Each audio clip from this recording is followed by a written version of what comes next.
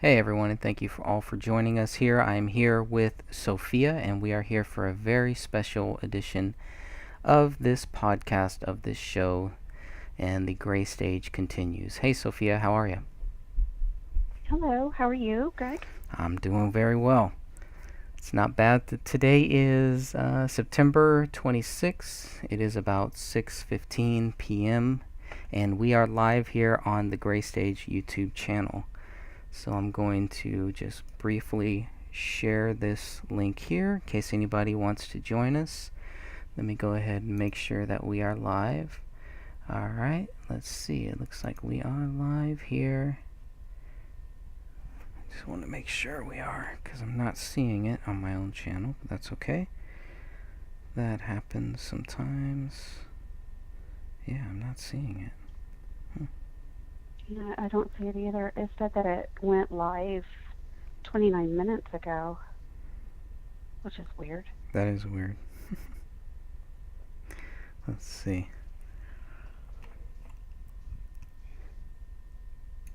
And it says it's starting. So let's see.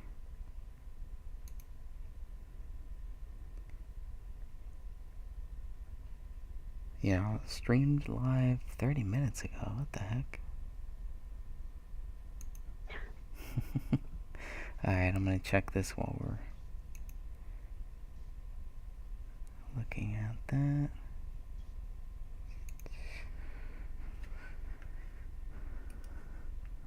Let me know if you do see it go live. I'll tell you, YouTube, I've been having just strange issues like this. Pretty much, yeah. Okay, I see 1 minute ago, streamed 30 minutes ago. I don't know why it's saying 30 minutes ago. And on my side it just says What starting. Okay, starting. Huh.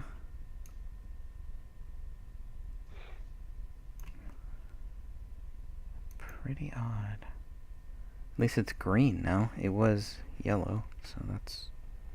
I think that other one might be throwing it off somehow. Because I have the scheduled one. Possibly. Okay.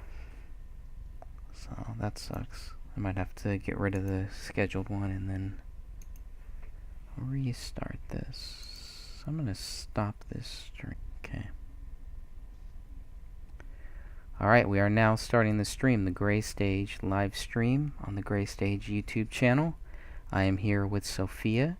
Hope everybody can hear me, can see me. The date is September 26, 2019. And we're going to give this a few seconds here before we get going. But I do want to say hi to Sophia and thank you very much for bringing this to the table here. I think this is going to be an interesting topic that you've chosen. What made you want to choose this one while we get going here? This has bugged me ever since it was brought to our attention. It just didn't sound like Camille, and it's written in first person and it goes to third person and first person again, and then come to find out that much of the information that is written in this journal was actually taken verbatim from several articles regarding the book. Oh gosh, I can't remember the name of the book now, right off the top of my head.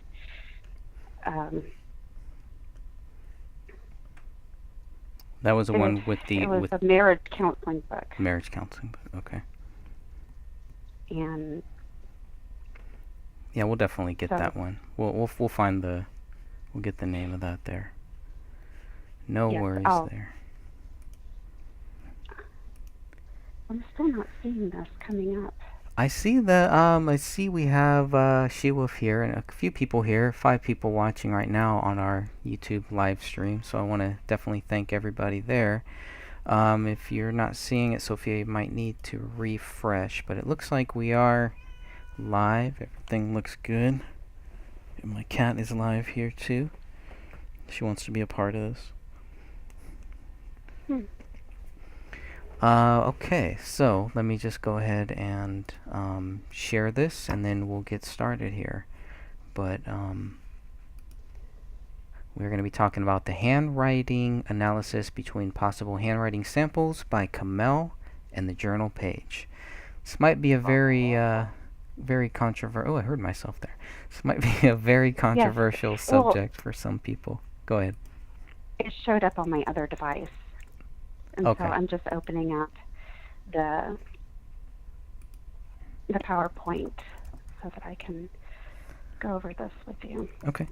I'm still on slide 1 here, and I'm just letting people know in the Justice for David Crowley and Family Facebook group, letting them know that we are live. And also, tomorrow we will also be here live as well around this same time, and we will be continuing our discussion about the notepad, about murder versus a suicide, and anything else anybody wants to talk about. So I want to say hi to She-Wolf, to Paulette, and Paulette says she finally found y'all. Very good. Speaking of that, I'm going to go ahead and add this. So I want to make it as easy as possible for people to find. So I'm going to go ahead and do that too. And then we'll get rocking and rolling here. So let me know when you have the slideshow pulled up. And we'll go from there. Okay, excellent there. And let me just go ahead. Just going to change this.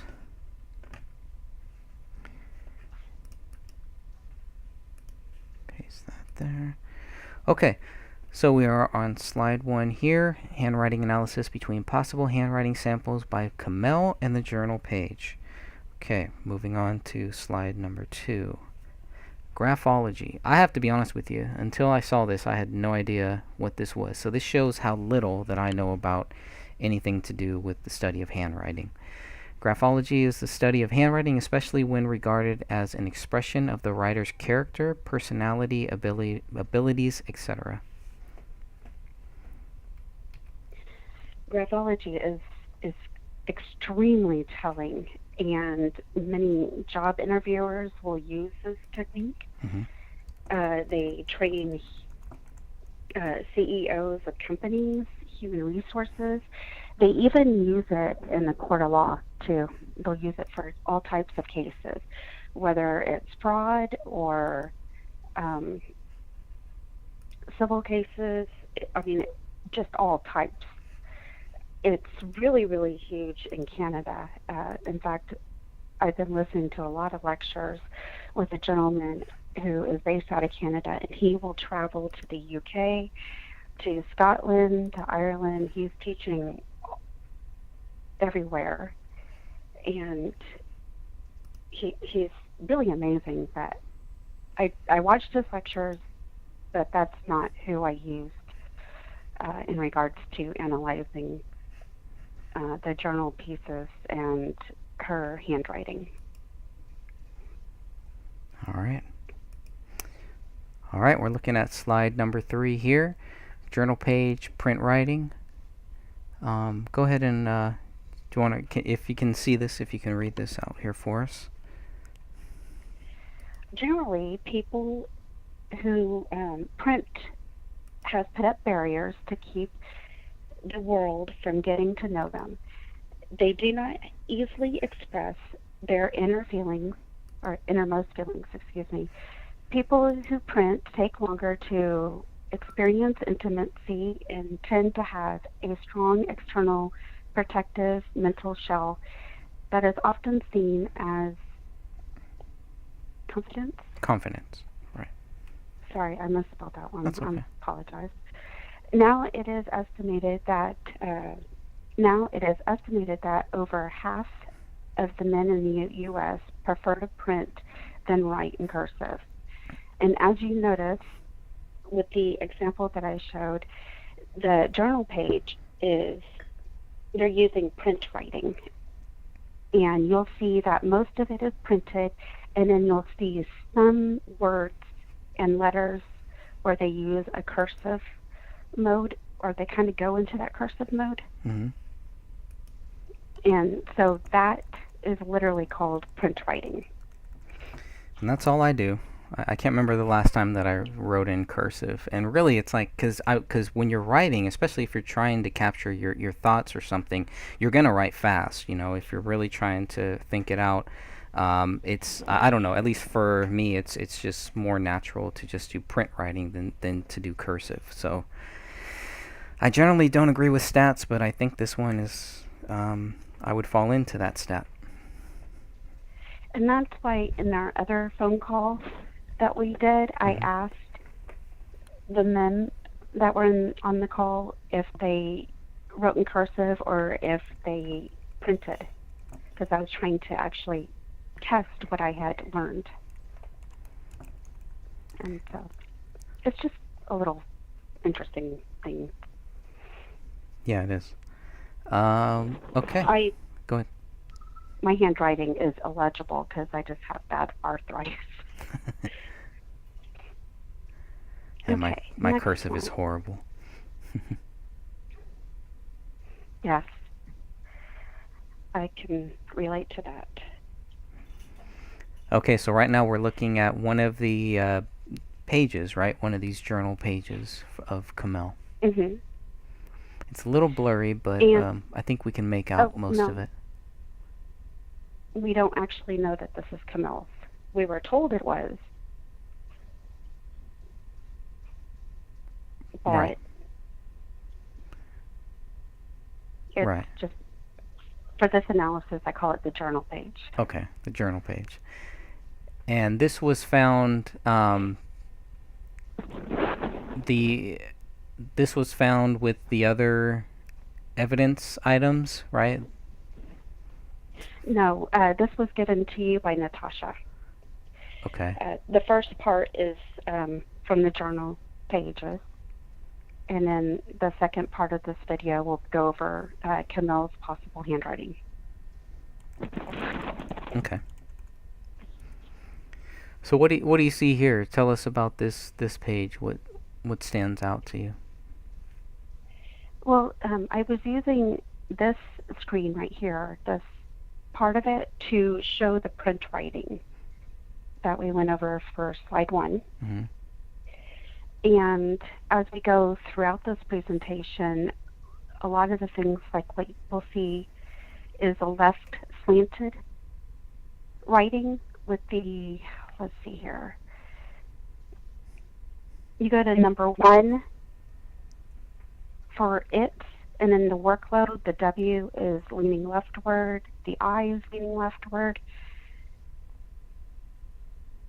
And if we go to slide 2, I explain the leftward reclined to slant. Okay, let's look at in that regards to that. Okay, let me know when you can see that on the screen. I know there is a... It's right there. Okay. The leftward reclined slant signifies someone who would rather hold on to his or her emotions, hold them on the inside, and has a fear of expressing themselves. Might be emotionally cold much of the time. If you expect them to be constant in giving and expressing how they feel towards you, you will most likely be disappointed, meaning a withdrawal of emotional expression. In the next slide, I've highlighted just a few of those left-leaning or leftward slants so that everybody can see for themselves. Okay, pulling that up now.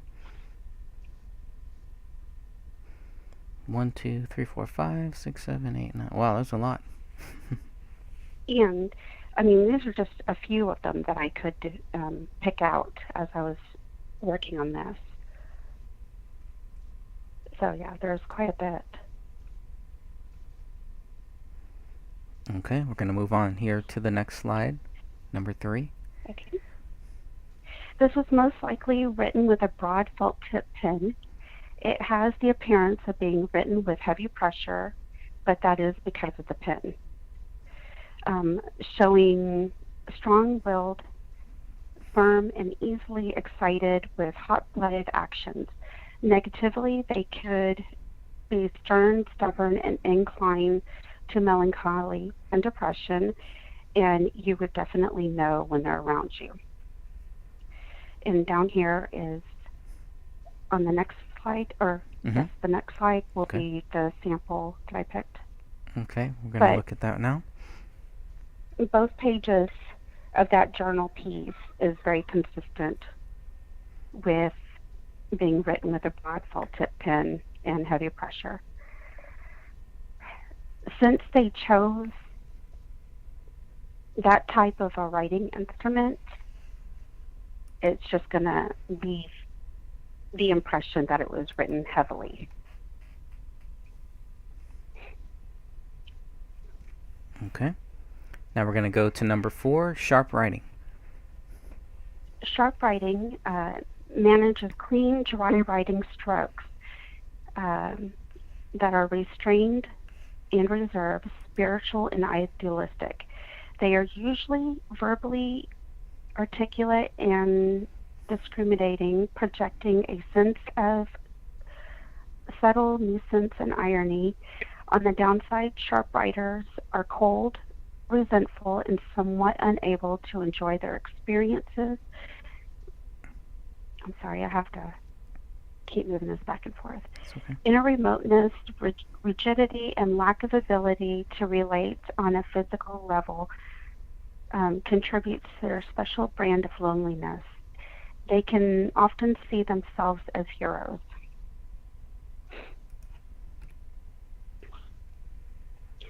And the slide right after that is another sample of the journal page. Both pieces of that journal page show sharp writing, where you could clearly see what's being said. All the letters are written very clearly. You don't see any fading out of the pressure in any of the, like near the end of the word or letter. Sometimes they'll loosen up on or ease up on the pressure, but that wasn't done at all for the journal page, where it will kind of fade out. Everything is just very clear, very sharp. Okay. Here's number 5. Spacing within the words is a combination of wide letters with narrow spaces between them, which reveals a person who gives himself latitude but crowds others. This writer can be egotistic and self-centered. That's an interesting one there, because David has been accused of being egotistic, a narcissist, and I don't know what your views are on that, but number 5 was a very interesting one that stuck out to me. Okay. Now, it is true. They have accused him of that. Now, I do want to say that I don't believe that that's true. I want to make that clear that I don't believe that, but I don't know him either, so I can't really say. But just on the little that I've looked into it, and based on the speakings that I've seen David Crowley do, I don't know. I just don't see it. That doesn't mean that it's not there, but it's just I just don't see it. If he was narcissistic and egotistic, he wouldn't ask his wife, "Do you mind if I record this?" And he's sounding all concerned for her during the whole rapture recording, as he's trying to think and replay what happened. He asked her in the very beginning, "Are you okay? Do you mind if I record this?" And I just don't see him asking that if he was self-centered, egotistical, and narcissistic. He seemed more concerned about her well-being. Yeah, I mean, and when people are like, "Well, how come he was recording her?" Like this was there was something going on here. And whatever your view is on, the spiritual, on demons, anything like that, from what they were talking about, if you really listen to what they are talking about, they're talking about something um, that is bothering them. If a physical presence, whatever you want to call it, there's something there. That was my view on that recording. I don't think David was doing it to make his wife look crazy. I think he was doing it to just document something that is like, totally strange and totally out of left field, and something that a lot of people don't ever really want to talk about. So I don't think he was doing it to make her look crazy. I think it was used. I think in Eric Nelson's Sloppymentary, I think that footage was used to try to make Kamel look crazy. Not necessarily to make David look crazy, but to make her look crazy. And it just goes back to the fact that I don't think that either of them were crazy. Because even when they are talking about this, to me, they don't sound crazy. They sound like people that are trying to work through it, that are really trying to figure out what the heck just happened here. And that's when you got to ask yourself, are they being targeted? Or at least can know? Like a targeted individual? For her to be experiencing something like that? And crazy people do not question if they're crazy. They just live in their own little world. They don't question, hey, I feel like I'm going crazy. They don't say that. Right. And she had no problem wondering that, which is what anybody would actually wonder. Come on. Of course, that's a natural thing. But like you said, that doesn't mean that the person is crazy. Usually means that they're not. Number 6 here. Spacing between words. Need to maintain his distance from social contact, either due to an inner need for privacy or to a tendency towards isolation, sometimes reinforced by difficulty in communicating with others. And on the next slide, where I put in an example, you'll see large spaces between the wording. Mm-hmm. For instance, let's look at, there's like a little arrow bracket where it says, so I've looped with this by the Ed McMahon syndrome. You'll see very large spaces. And then the words are scrunched together.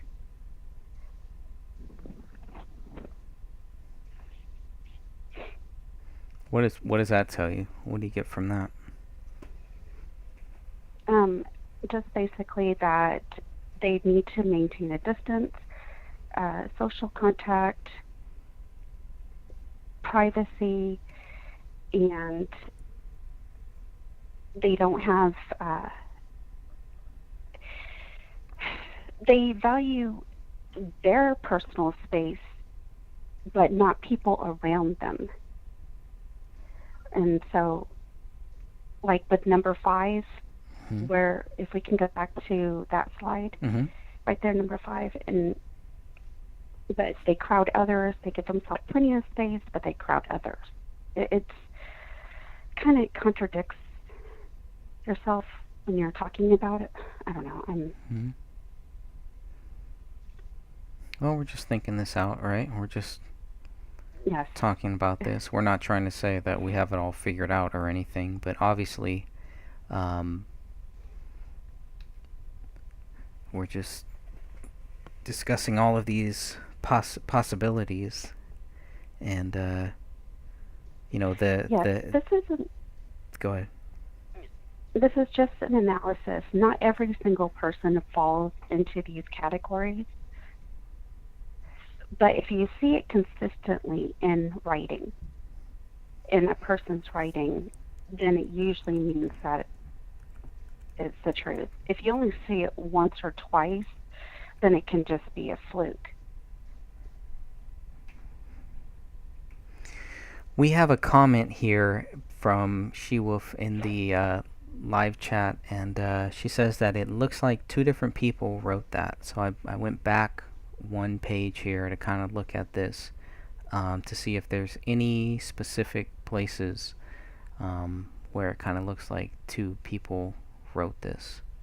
Because my view, I had taken it at face value. They say that this is what Kamel wrote, and I have no reason right now to doubt that.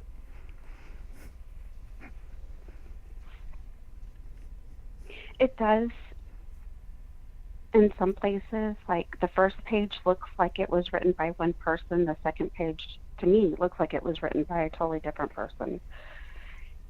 Some people have even said that it looks like 3 different people wrote this. I honestly do not know And about that's some that one. I couldn't see that. and that's something people said about what they say David wrote, right? They say that the two sentences that David wrote in the office bedroom also look like they were written by 2 different people, or the handwriting just looks different, right? It just looks off. Now, for me, as somebody who writes, who always writes, on paper, in print, I can go back and look at my handwriting and see all of the different types, and I can see where it is possible that, depending on how I'm feeling, depending on how my hand is, depending on a lot of different factors, my writing yesterday might look different than my writing now. Okay. And that is true. I've noticed that with me too, where like one day I'll feel more artistic in handwriting, or at least I used to. And so I'll kind of make some letters bigger and more flamboyant, and then the next day it's just like I'm in a rush, blah, blah, blah, just get it done. I think it has to do with your mood too, depending on how much time Okay. you All have. Okay, next. All right. We're looking at number 7 here. Low T-bar. Mm-hmm. The low T-bar, shown by the T-bar cross, which is the little slice that goes across the T, and low T-bar shown by the T-bar crossed very low on the stem. This person fears failure, resists change.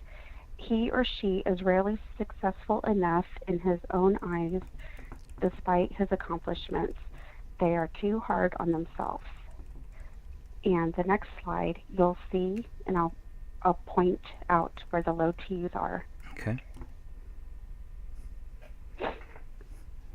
Give it a second here. Okay. There you go. We look at, what is this word? Emotional needs. Okay. I'm just skimming it real fast. Okay. I'm just gonna Wife is the exhausted breadwinner.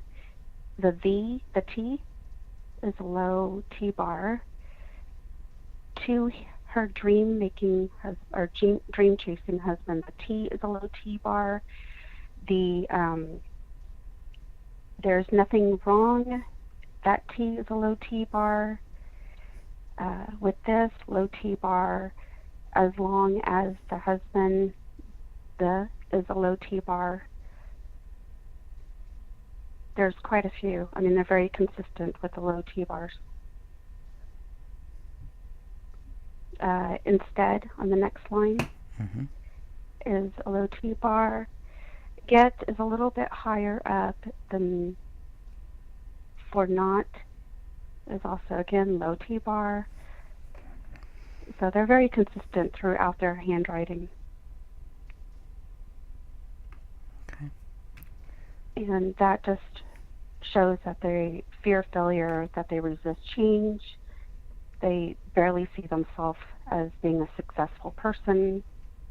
It's actually kind of sad. The next slide, I kind of highlighted where some were, when I enlarged it. The negative, right underneath emotionally stunted, isolated is a low T-bar. Point on opinionated to the point with a low T bar. And then, so I was just trying to find some altogether as an example.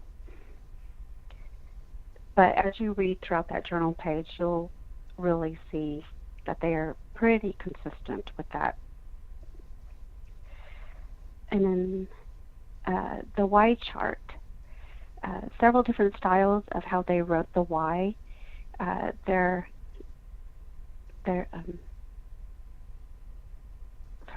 There is loner, which is just the Y, and there's no loop at all. It's just a straight stick figure loop. I mean, it's a stick figure Y, I'm sorry. And it's considered like a loner with no loop. It just means that they're psychic frustration and socially selective in their personality. Okay. And if we go to the next slide, I highlighted those Ys and the stick figure Y without the loop. Okay, let's look at It's that. in maturity. And then the next one, there's no loop whatsoever in these Ys.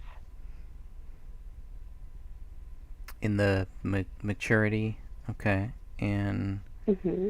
the your, And then yourself. I But might have in missed a couple. yeah, in really and naturally, those look kind of curved, right? They are, but there's no loop whatsoever. No loop. I gotcha. Okay.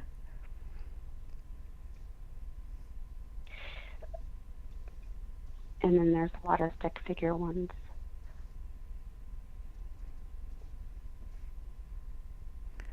It's almost like, yeah, I mean, it's And we're interesting. dealing with print writing too, so it's kind of hard to do a lot of the graphology analysis with the garlands and things. That would have been much easier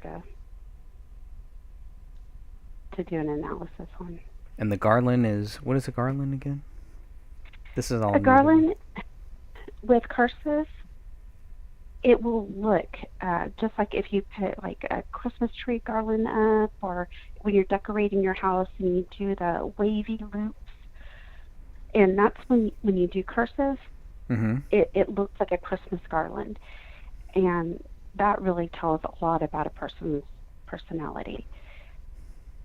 Interesting. And with that, you'll also see the loops of the Ys and the Gs and Fs and the Js. Just it will tell a lot about a person. Whether they're very open, closed, that kind of thing. Okay, the next one, 2 different capital I's that were printed, clear, constructive thinking, independent, and a desire to stand out. Then the stick figure I, very independent, culturally aware, and mature. The lowercase I, most of the lowercase i's has the dot off to the right side, which shows impatience. Just that they weren't patient enough to go back and dot directly above. And I tried to highlight these, but there was a lot of them in this writing. Yeah, I can see it. Looking at some of those.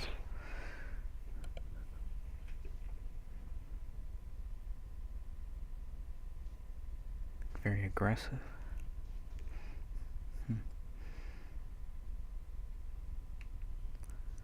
Okay, we're gonna go here to number 10.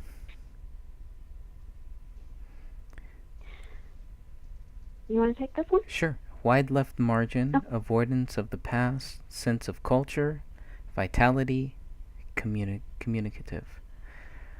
That's a lot. Yeah. I'm trying to remember when I write. and it really all depends too, like what I'm writing at the same time. Something like this, I would probably want to structure. I mean, I like the structure of this image that we're seeing here. I could see myself doing something similar towards it. Um, the Ed McMahon syndrome, the whole underlining. I don't know if we've touched on that or why that was underlined. Why some of these things are underlined, not just underlined once, but underlined twice is what it kind of looks like, or a back and forth. But to me, this kind of looks the avoidance of the past. Okay, explain to me the connection with the avoidance of the past. What is a connection with the wide left margin there?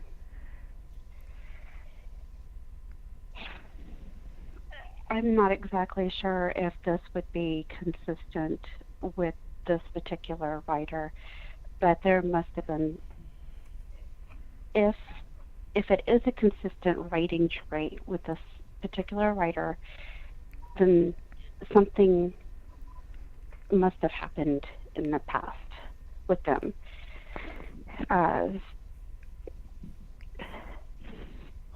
It could have been just something tragic. It could have been some type of abuse going on. It could have just been something that they do not want to focus on anymore. They want to sidestep it. Sorry, I was letting my cat in. Sense of culture. That was another one too that I was like, I don't really know if I understand what it means by sense of culture. Any clarification on that? It could have been a writing style that they learned as they were growing up. Yeah, and that's an interesting thing because they lived in Saudi. They were born in Saudi Arabia, Kamel and her sister and her family, and then they moved to Pakistan, and then from Pakistan they moved to Texas. So I'd be curious to know at what point that Kamel not only started writing in English but started speaking it, and if that has any value in this discussion on the handwriting here. That and my opinion is that it would have had to have been very early on in her life for speaking, because she does not have an accent at all. That's true. Now, and I mean, she was born in Saudi Arabia, yes, but she was born on a U.S. military base in Saudi Arabia, so that needs to be clear too. It wasn't like she was just born in Saudi Arabia. It's a big difference. Living on a military base in Saudi Arabia is almost like living in a U.S. state inside of Saudi Arabia, I would think. It's all Americanized, and I think Saudi Arabia is very Americanized, I guess I would say, for lack of a better term. Go ahead. Do you know if they were homeschooled with a tutor or if they went to a school? I don't know. But yeah. Because if they were, if not Natasha, but if Sidra and Camille were taught by the same person, their writing styles would be very similar. Interesting.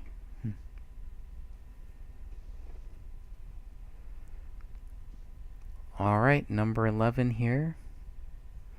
Angular strokes. Stick figure keeps emotions under control. Chooses to act rather than react. He opts for directness of approach. Qualities of maturity and independence are to be found in this writer, as well as the ability to make quick decisions and to eliminate unnecessary details. And what the stick figure strokes actually mean is when we are pointing out the G's, the Y's, the Q's, those are all stick figures. The F, if it was to go in the lower zone, the low part of the F, for instance, if they were writing in cursive and that went into the low zone, then that would show a stick figure. But this writing shows a lot of stick figures. It kind of correlates with the Y, where let me go back to that slide. The Y chart, where there's no loop, it's just a stick, basically, and that's what they call it. It's just angular strokes, and they're stick figures. So, like, the P doesn't have a loop. Y's, G's.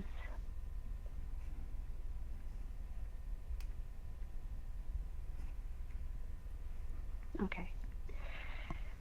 And so that's what that one is called. And they wrote, are we going to the next slide? Or? Yes.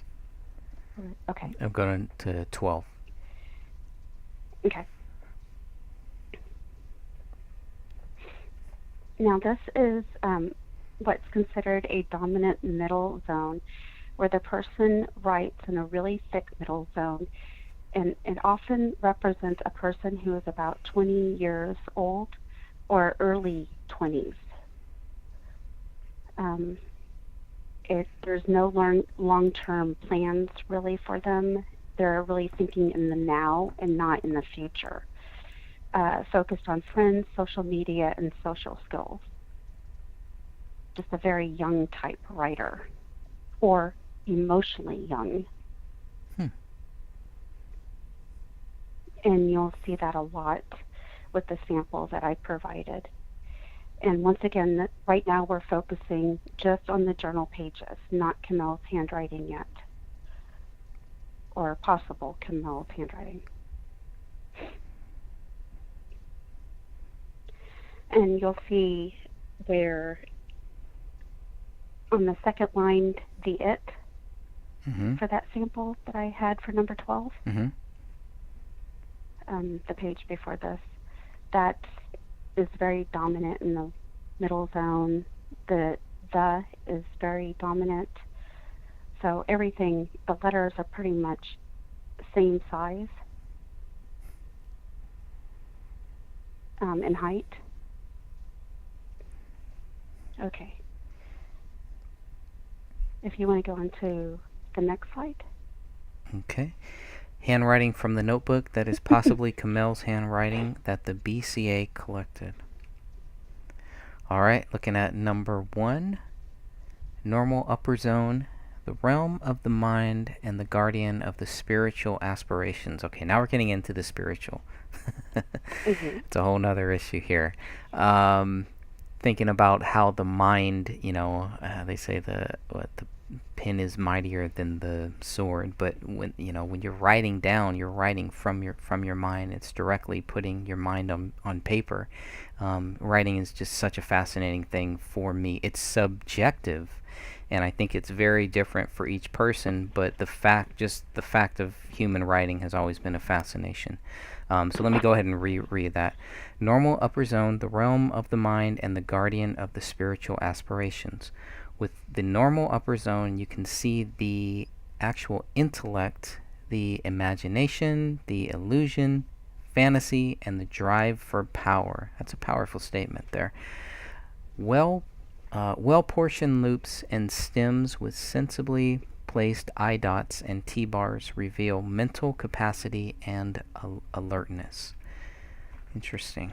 And we're focusing on the handwriting, or right now starting Camel's possible handwriting that was collected at the BCA. We're no longer talking about the journal.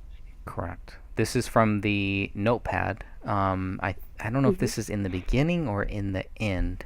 I think this is closer to the end, but I could be wrong. But here we are looking at this, which was probably written in 2011, maybe later. That's when this budget book started. But if this was towards the end, I mean, we don't really know. Each page is not dated, but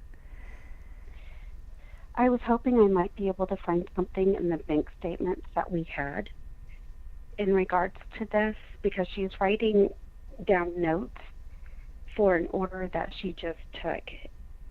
And I had to break this page into two parts so that we could fit it onto the slides. And so it's really one notebook page of a whole bunch of notes, and you can see her thinking through the process where she's going back over and tracing these letters and kind of going over where, especially like when she wrote 24 cupcakes, she marks it out, she puts 36, so she must be on the phone or discussing this order with a person and talking it through with them. And then she goes back and she'll trace over the letters for Sunday, for 100, at the end of budget. She's really thinking about this order as she's writing everything down in her notes. Yeah, that's right. So even the flavor with the question mark might have been written at a different time than the answer. The serving size, and 1, 2, 3, 4 might have been questions, and then after speaking with whoever she was speaking to, they have the answers next to them. But Sunday is definitely, written over a couple times. Same with the budget, the $100 looks like it is too.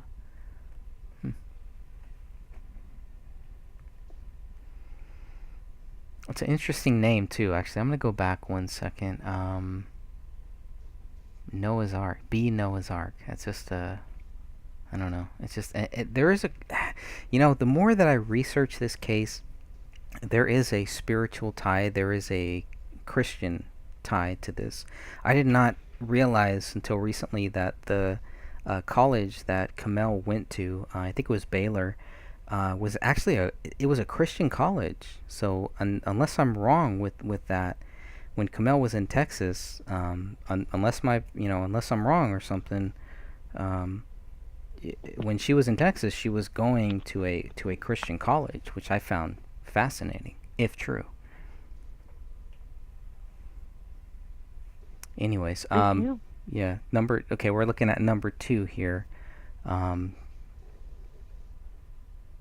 go ahead. The normal middle zone.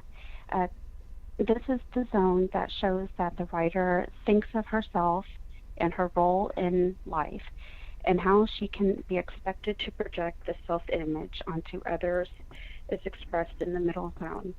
This area reveals the quality and consistency of effort towards the conscious pursuit of goals. Middle zone emphasis is upon social and work, and shows actual progression into the environment. Medium height and well balanced with other zones and well-formed letters indicate a wholesome self-confidence and sensible adjustment to life.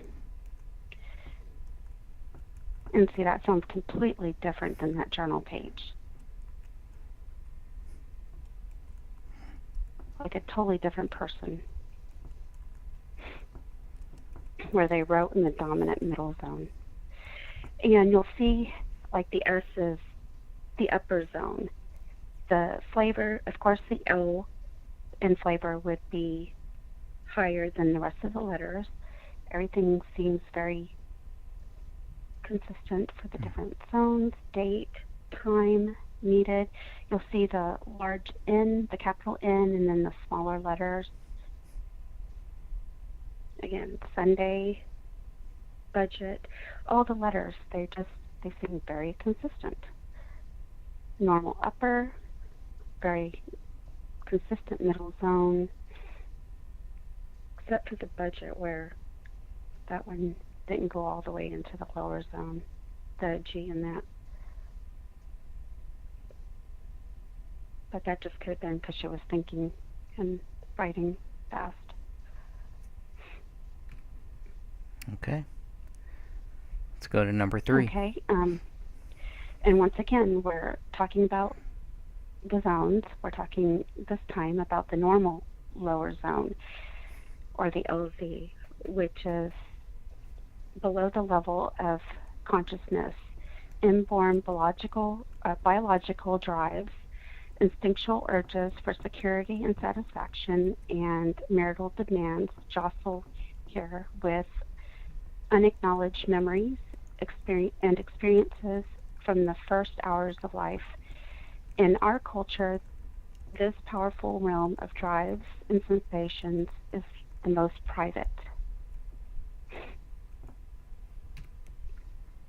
And I chose a different part of it's the same part of the notes that she was writing. This is just the lower part. And I chose this mainly so I could point out the lower zones. Okay. Like for plain, that very first top letter, it says 18 plain ones. Mm-hmm. And then you'll see 28 to 30 people. Yep. Okay, and then the turquoise, the large leaf, burgundy, okay. And the G for green, a dab of green, leaf green, mint green. It's further down. It's right underneath turquoise, where she has the different colors that she's going to be mixing for the number 2 small diamond. And these are all showing normal lower zones.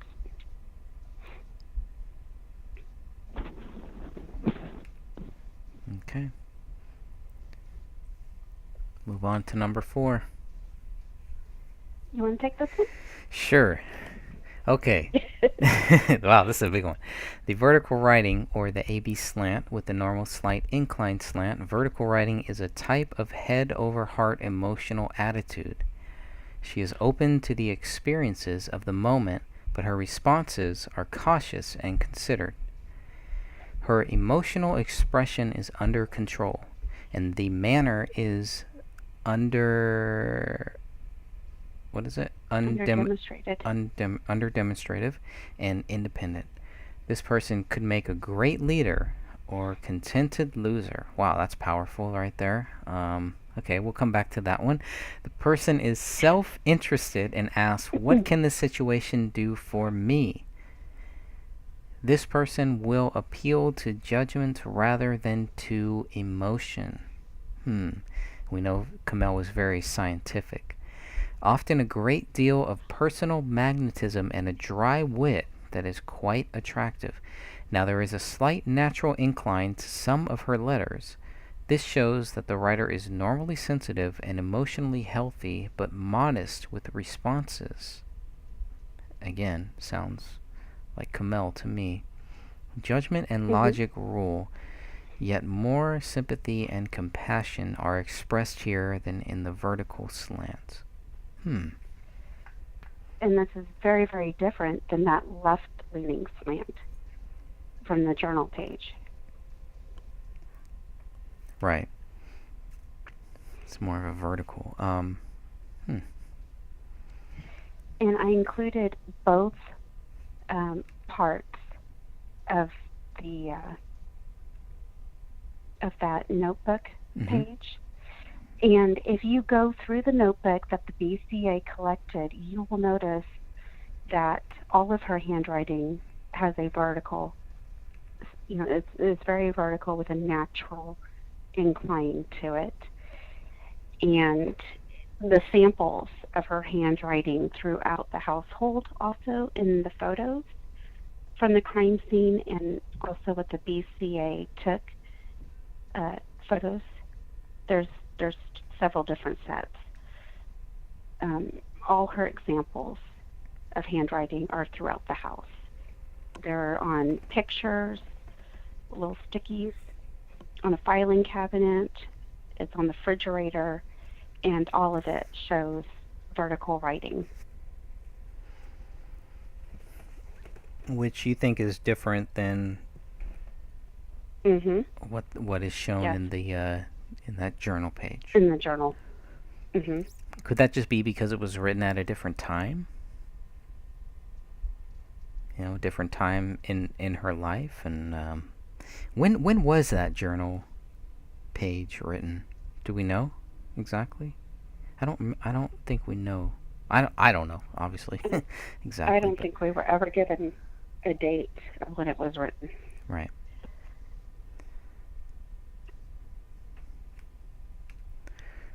Okay, let's move on here to number 5. Her handwriting is mainly written with the heavy pressure, meaning that she would make quite an impression on people, and she definitely did. Kamel did. In my Hmm. view, she definitely did. She most likely would have had a great deal of energy, which I also think is true of Kamel. They are expressive, strong-willed, firm, and at times hot-blooded. I'm not going to go too far here, but yeah. Every woman could be hot-blooded given circumstances, sure. Negatively, they can be stern, stubborn, and inclined to sad, blue thoughts or to depression. Oh, and or depression. You would certainly know if they were around you. So she had a presence, right? I don't think there's any Hmm. doubt that she had a glowing presence, and I think Kamel is one of the more um, positive aspects of this whole case. And it was very curious and very disturbing when I talked to several members of the quote unquote Gray State team and how they spoke about Kamel. Um, and I'll just leave it at that, I think. But, um, yeah, just leave it at that. Alright, so you included this photo here. So this is obviously, again, from the notepad. This notepad, 59 pages. It began as a budget book, and I believe this is towards the end of that notepad, and it ended as more of a recipe, more of Kamel's book, which made it weird that I mean, there's some of David's stuff in here too. But when this notepad was opened up, somebody opened this up with bloody fingers, right, with blood, opened it up and decided to write 2 notes onto this notepad. That began as an 80-page notepad, front and back, but when the police found it, it was only 59 pages. So, again, nothing that they found shows motive, and nothing that the police found or nothing that they've ever found has shown why they think David Crowley is guilty. Correct. And even though I only included one little sample, you'll notice as you look through the BCA, that notebook collected by the BCA, Mm-hmm. or through the photos of the crime scene, that what we discussed tonight is very consistent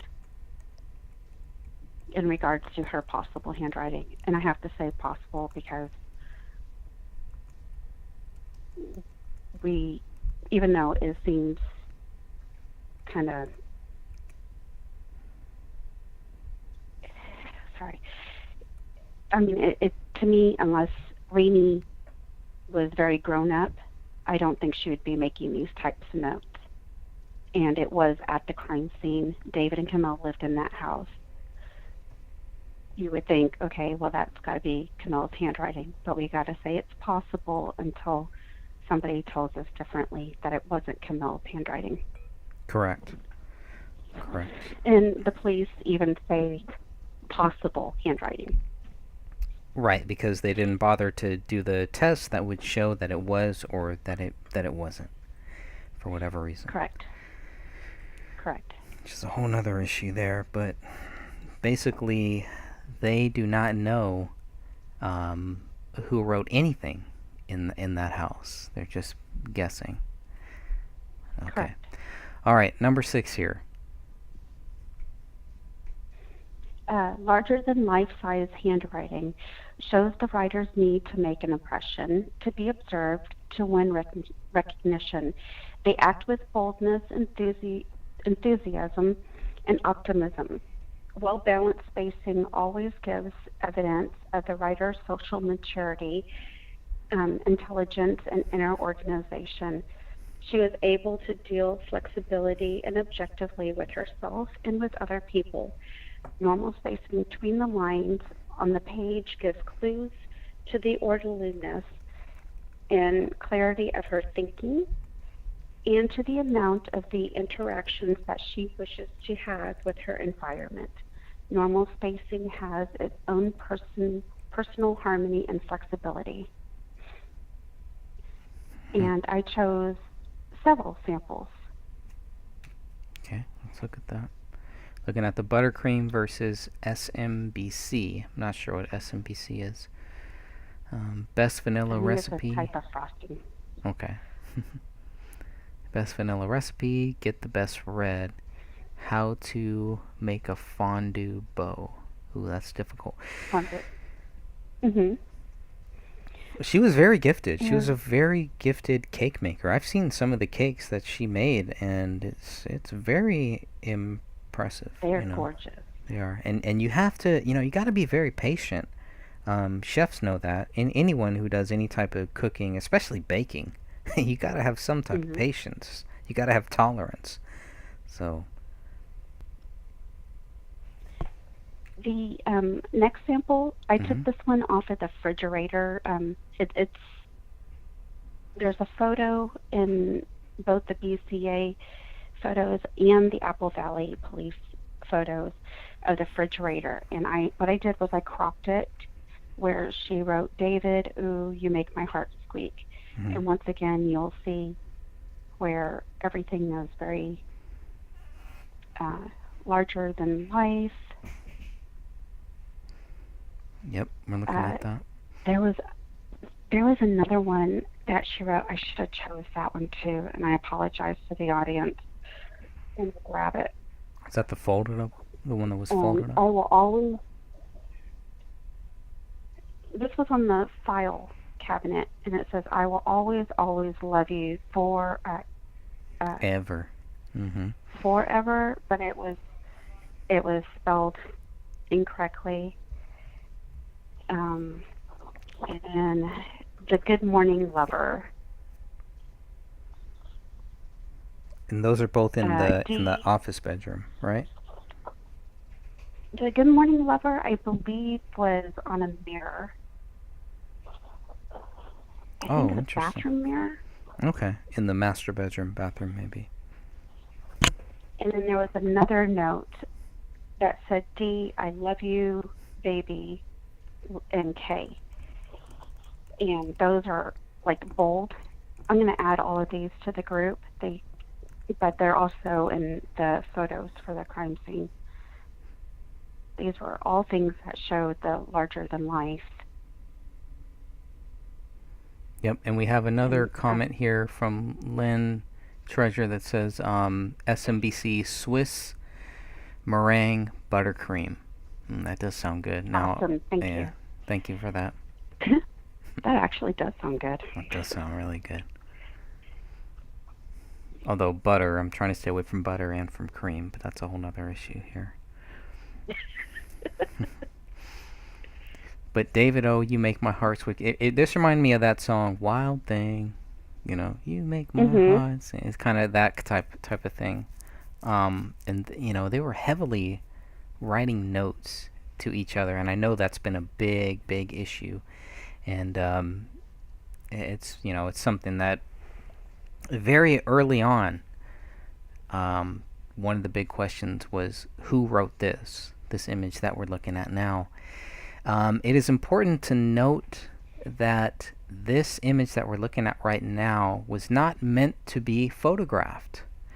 In the BCA documents, in the BCA notes, this was an image that they did not mean to actually photograph, but they were able to use this later to compare handwriting samples. So this is one of the things that I believe, according to what the documents say, it seemed like this is one of the things that they used to compare Camel's handwriting.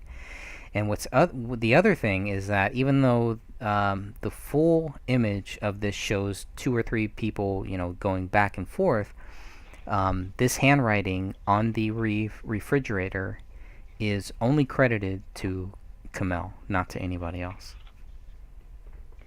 yes, there's like a whole bunch of E's, and then there's like a little squiggly line, and then E again. At the very bottom part of that note that was on the refrigerator, it says E, go Mm-hmm. suck 2 eggs, Right. and then signed egg. So it must have been like some type of a joke going on, Yeah. a little playful banter going back and forth. And as a woman who was married, if I was having any type of issues with my husband at the time, and I saw notes, especially near the end of our marriage, I would have never, ever, ever left those notes up on the walls. Very They good would have point. been taken down. Very good point. Linnea Treasure also says, I read somewhere towards the end Camille was involved in Gray State and David trusted only her. That is exactly true. That is exactly one of the main points there, and David even makes that clear in one of his last emails that he ever made in late December to Jason Allen, and he tells Jason Allen, who is a producer in Hollywood. Jason Allen is actually part of the Directors Guild or something like that. So, but anyways, David tells him that it's just me and my wife, and they were in the end they were the only two. David and Camille were the only two that were working on making Gray State into a TV series. There were no other Gray State team members. Nobody else was involved with it to that point. Um, that was their new trustworthy team, was David and his wife. People always talk about um, how Kamel felt about the Gray State project, and we can go back and forth. People can have their own views on it, but it is a fact that Kamel was wearing a Gray State T-shirt when her body was found. I mean, we're talking cradle to the grave stuff here because, to me, that seems very hardcore. That she was in this. She was in this. This was a ride or die thing. They were gonna make this happen. I think they were on their way out. I think they were going to move to Cali, because if you're gonna be involved with a project that is going to cost $30 million, and David was going to get some money up front too. You know, you need to be out here. You got to be out here. You can't be in cold ass Minnesota. But okay, so right now, any significance in this image that we're looking at here, or should we keep moving on? It just showed that the larger than life examples where she writes really big, and let's go to the next slide, and I can point out where once again she's writing really large. You're talking here, the small cake. The one before that, this is 18 plain ones. Okay. I think. Okay. Looking at the 18 plain ones here. And you'll see just very large writing within the lines for the plain ones. Then you go down to the one that's circled, and it says base and avocado, very large, plus turquoise, very large. And right underneath that, large leaves, she wrote, again, very large. Number 2, small diamond. Number 3, the large diamond. These are all, it's very large writing. So that's just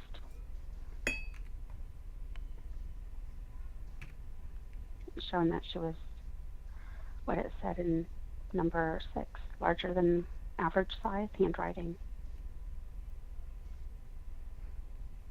Okay, so we're at number 7 now. I need to be able to read this all together. Let me click out of the live chat. How dare you? I'm sorry, I That's have to okay. be able to read it. That's more important right now, sir.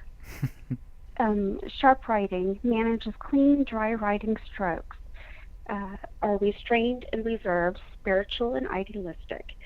They are usually verbally articulate and discriminating, projecting a sense of subtlety, nuance, and irony. On the downside, sharp writers can be cold, resentful, or somewhat unable to enjoy their experiences. Inner remoteness, rigidity, and a lack of ability to relate on a physical level contribute to their special brand of loneliness. They can often see themselves as heroes. Now, we see the sharp writing where it doesn't really fade out or it's not whiter at the end of the letters. And is that on And the writing on the refrigerator that you're talking about here? yes, I chose several examples, but all her writings are very consistent with this. Okay. Where you can clearly read what she's writing. Right. And I think it's also attributed to the type of pen she was using, which I believe most of it was either like Sharpie. this one. This is might the have Sharpie been right here, right? probably a narrow Sharpie or a fine tip. And the next one looks like either a fine tip felt pen or This one looks like an old school big pen. okay, thank you.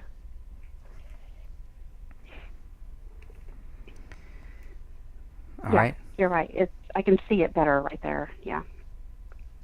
Yeah, which is, I mean, Mhm. that's the pen that was found at the crime scene too. I think it was something like that. But why you have, you know, I mean, there's so many questions about this notepad in general. But let me try to stay focused for once in my life here with number 8, lowercase d, stem high and retracted. Quiet pride and dignity, independent, will not show hurt feelings. Okay, so where's this lowercase d? For the dozen,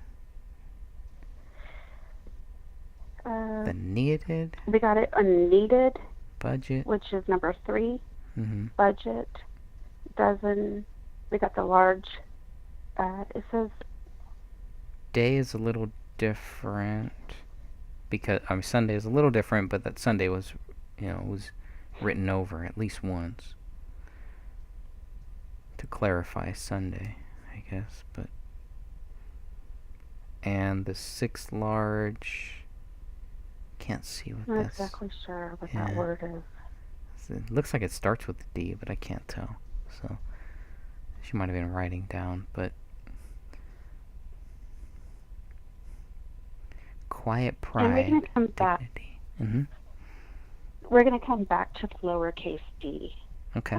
before the end of this because hers is a little bit different than most people. And this you will not see in the journal writings, this trait, when we come back to it. The lowercase I, rounded and placed over the stem, order, method, precise,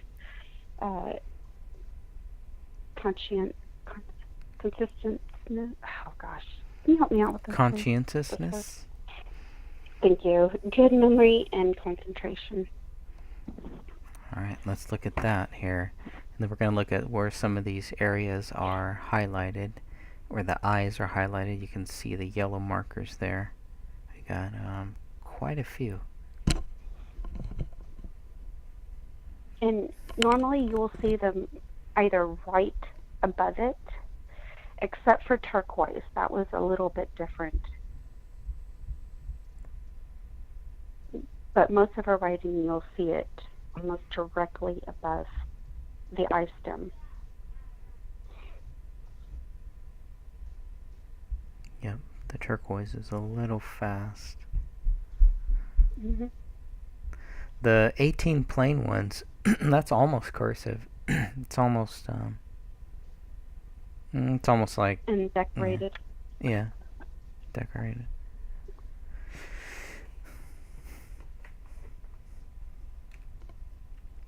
All right. Anything there, or else we're gonna move on to number 12, the lower D.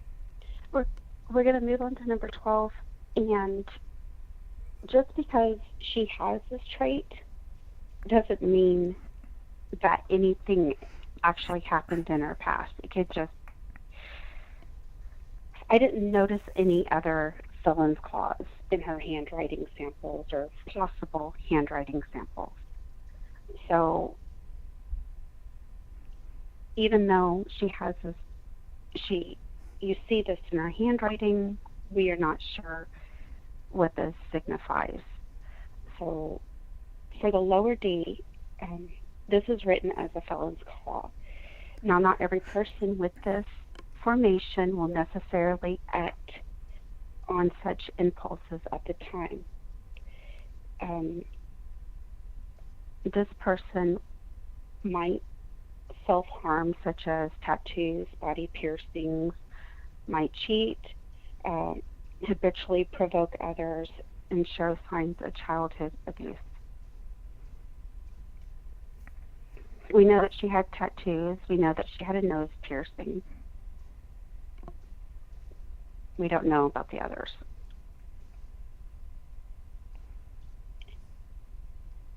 If you'd like to move on to the slide, I highlighted the felon clause. Those Okay. lower D's right there, Mhm. you'll notice that they kind of loop and point down in some places. They have that particular little loop on them. And I can find some samples of other people's to show that it's consistent with what a lowercase d felon clause is. Okay. And Yeah. as I said, I didn't find any of the other types of felon clause with her handwriting. So this could be just a personality trait that she had. So, the decorated definitely looks different than the diamond and the avocado, right? Decorated. So the 18 decorated Yes. equals $40. Like the way those are kind of like, the D has a little end, but when you look at the avocado and the diamond, those ones don't. And then if you go back up to dab of leaf green, Mhm. which is over there, you'll see that D again. I did add some other samples too. Okay. Oh, I see. Okay, so we'll go to the next one here. Dozens. Discount. Needed. Budget under.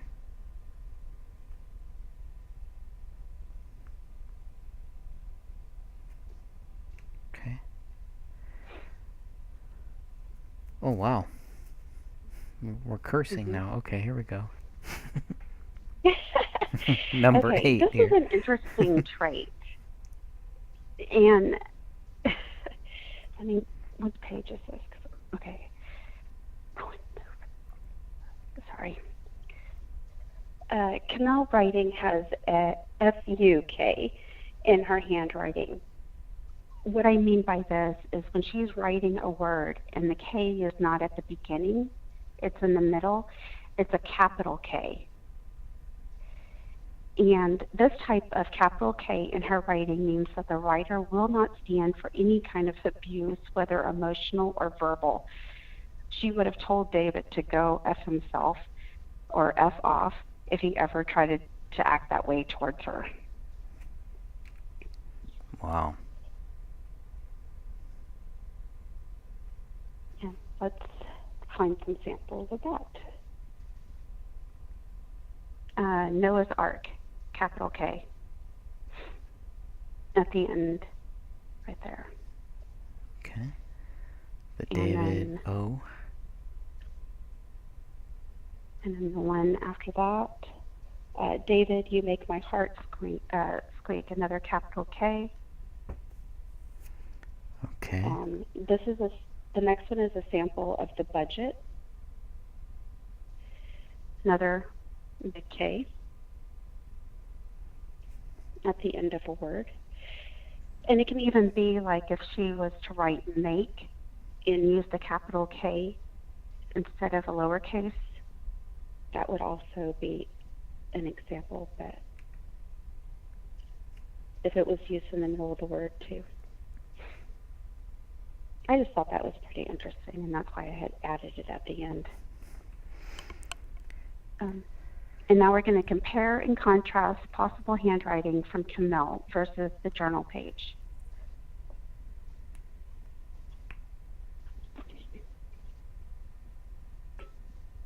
Number one, Camille has the felon's claw lower d or lowercase d, where the journal page does not. And I included the sample of her possible handwriting. And then if we can go to the next slide.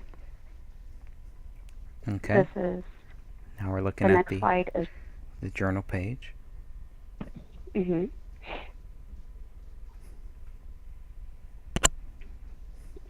The D is not the felon's claw. The D in the for the everything. Journal page, breadwinner. It doesn't have that tilt or that little type loop that she would write for her D's.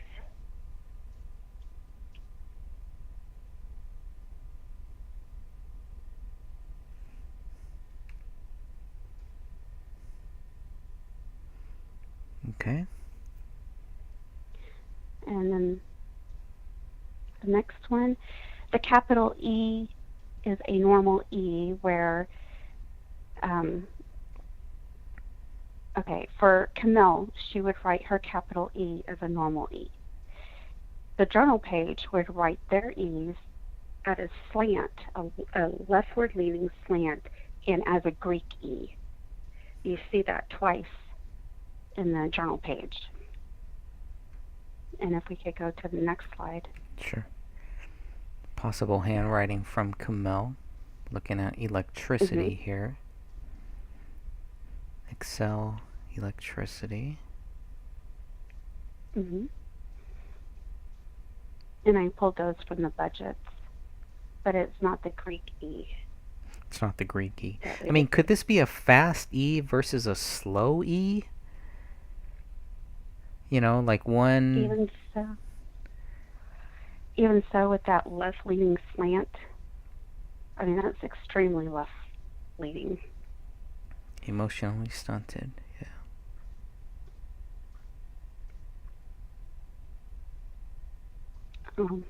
I accidentally added that. I meant to add the Ed Big Band syndrome. I apologize to the audience. They'll see that in just a minute.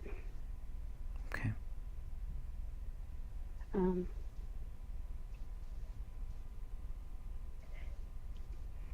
Kimmel wrote some of her S's with a loop at the bottom of it, where the journal page does not have the loop. You'll see it in small cakes, securing, size, Sunday, and then we go to the journal page. Okay, I'm going to go there next. And I apologize that last slide, number 3, had some things cut off. That was my fault. I missed that. You'll see that the S's are very open. And you'll also see in the middle where it says Ed McMahon syndrome, and that E is at a tilt and it's a Greek E. Oh, yeah. I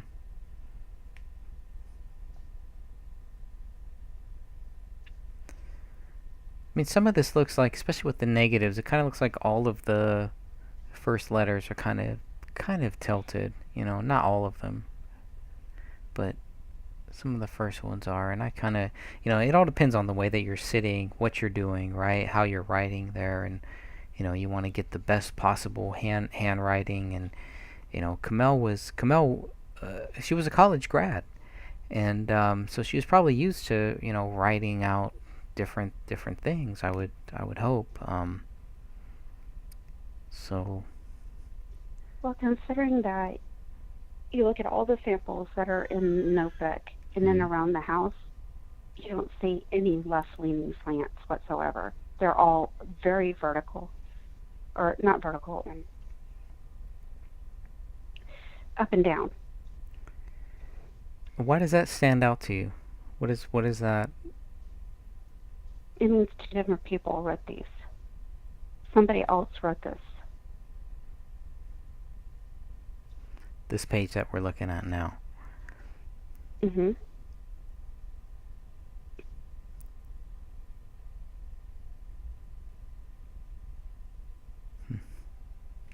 If we go back to her handwriting, I encourage the audience to please look at the different notebook pages that are in the group. We have them in the file section. Go back there, look at them. You will see the difference between her handwriting that's in this notebook versus the journal page. Two completely different people wrote this. One is Camille for sure. The other one is not her.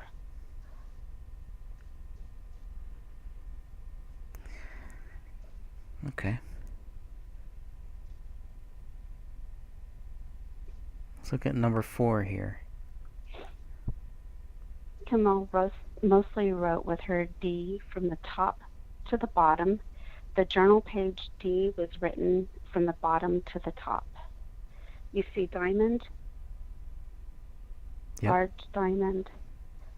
Okay. Where there's one stroke and then she does a stroke downwards. Again, a stroke downwards with a loop. And then we go, oh, darn it, I meant to add the journal page sample. Because the journal page, is that the same Yes. one Can you with the go negatives back and up? positives? Mm-hmm. Okay, all Yes, right. please. We're there right now. Might be a Go 5-second up delay on your side. for the positives, Mm-hmm. for the direct that's up in the positives, you'll see it's a slice down. Then they took it from the bottom and went straight up. For the capital D in direct. Right. Compared to the one that we're looking at now with the small diamond,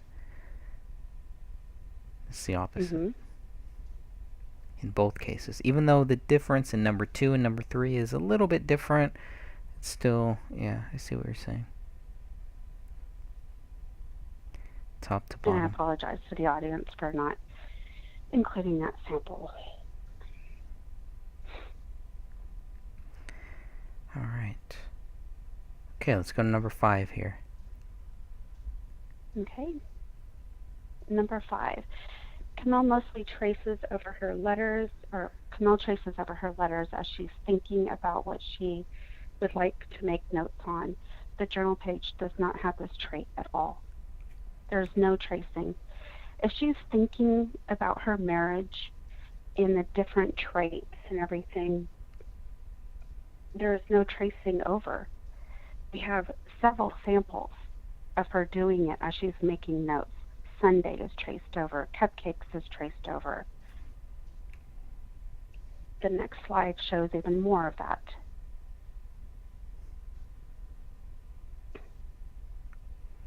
More Small handwriting cupcakes. from Budget underneath. again.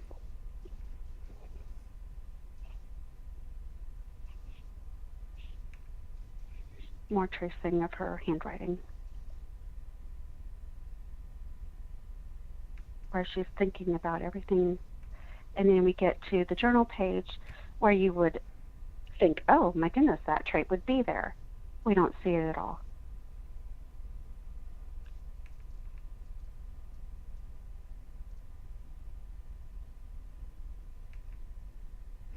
All right, number 6 here.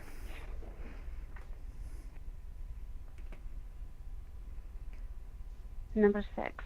Camille writes her V clearly and vertical, where the journal page V and the T especially, or the T and the H especially, are at a left-handed angle and is usually extremely close together, almost on top of each other. Here we go with possible handwriting sample from Camille. The T and the H in Beth, very vertical, spaced. The T and the H in birthday, once again, very vertical and spaced. We go to the journal page. You'll see a difference there. All right. Let's look at the journal page. Where the V's, the T-bar is at a slant for that very top one.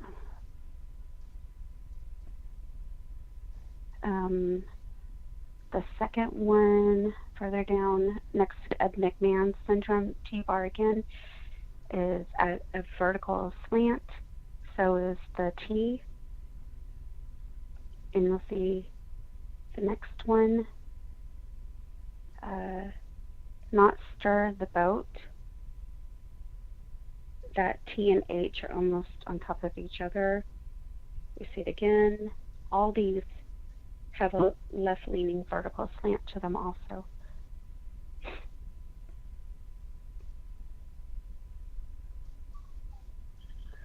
And I included the second page of that journal page.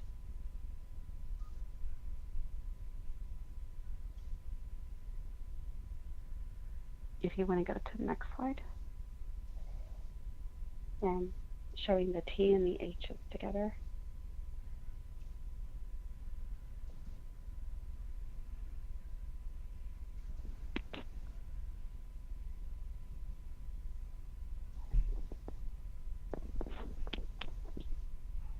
Greg?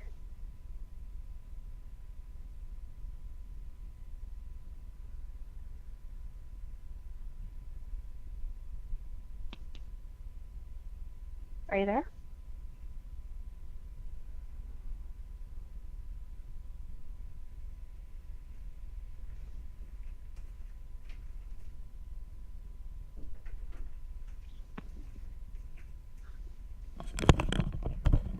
Sorry about that. Okay. Yeah, I'm here. Let me go to the next.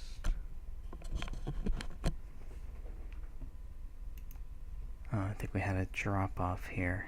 We'll see if we can get Sophia back here. But that is the end. Thank you for listening to us tonight. I'm gonna wait for Sophia to come back on here. I hope the audio is okay. Let me check the audio. Just gonna check it on my second source here. I had a little audio mishap here. So we'll see if we can get Sophia back.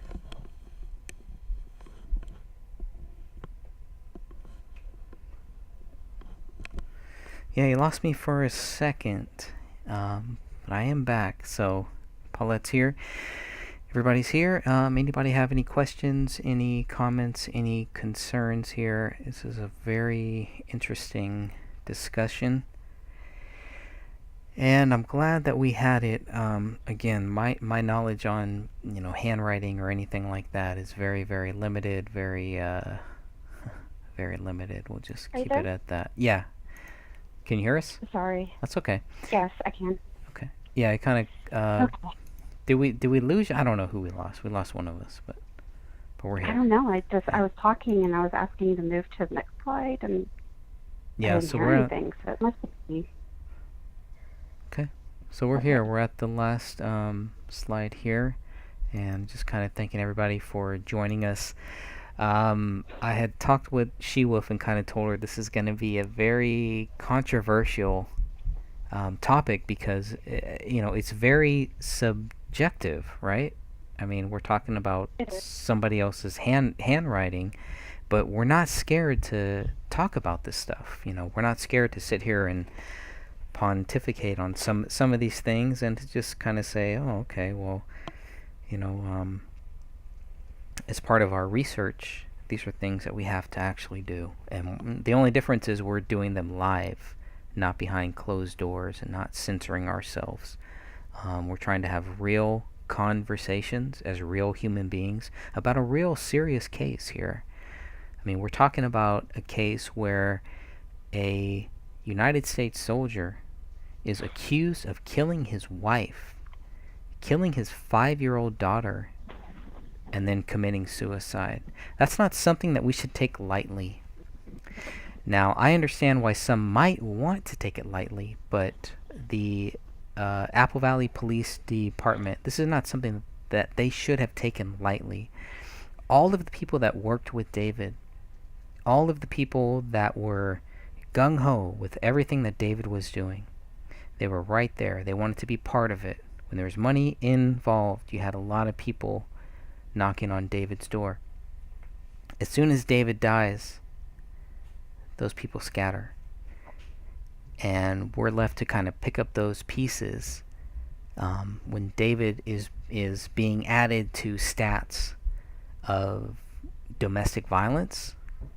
He's being added to stats that he should not be added to PTSD.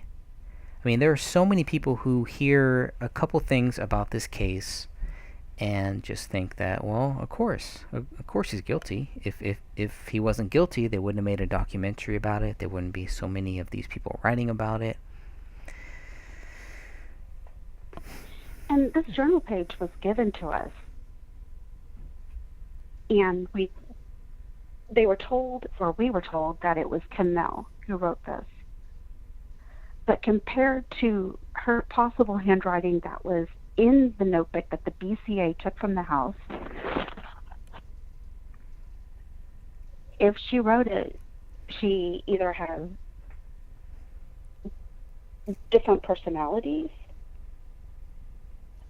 or somebody wrote the journal page and it was not her. And I gladly welcome somebody from the group to take this to another person who is certified and have them and do an analysis on the journal page versus her handwriting that was in the notebook. Right. And see what you come up That's with. right. That's right. Because you don't... That vertical slant is very, very significant.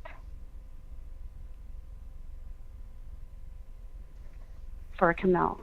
The left-leaning slant shows a totally different person. That was the biggest giveaway. Now, who wrote it? We don't know. But we were told that it was Camille. The police haven't looked at it. It was never taken into evidence. It just appears, what was it, last year?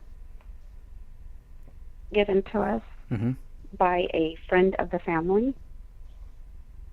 And we're just supposed to believe that Camille wrote it. Her name's not anywhere on it. David's name is never mentioned in the journal page. They don't even mention that they have a child. Don't you think that that would be something that you would talk about if you're considering your marriage? And the pros and cons? Like a good father? He's a great father? Or, oh, he's too negative towards Rainey. I need to take that into consideration. You don't see it. There's no mention whatsoever of that. It's true.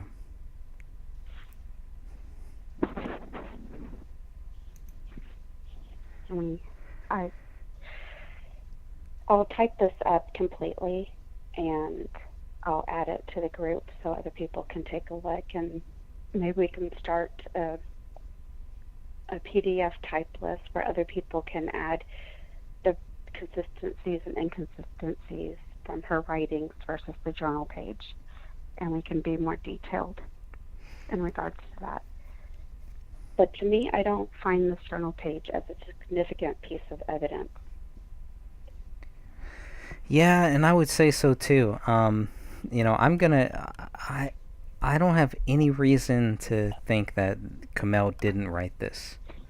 But at the same time, I think Dan Hennon made a really good point that, it's uh, there's A nothing here. distraction? Yeah, there's nothing here that shows what anybody would be trying to show. If they're trying to make Kamel look like there was an issue between her and David here, I'm not really seeing that. I don't really I don't think that that's the case here. I don't see anything here in this journal page that would lead me to think that there were big problems between Kamel and David. That's just my personal view on it. But um, again, I have no reason to not think that Kamel wrote this. But at the same time, I can't prove that that she did right now. But even if we could, or if we couldn't, I mean, the whole thing is obviously if somebody else wrote it, that's a whole nother issue. But if somebody else wrote it, I don't think that there's anything here that would kind of lead me to think that, okay, well, this is why David killed his wife, which is the purpose of this journal page, which is why it was given to us, was because it was meant to show that there was something here that led to David being guilty. And regardless of your view on this journal page, I don't see anything here that leads to David being guilty. Mm-mm. No, I don't see it either.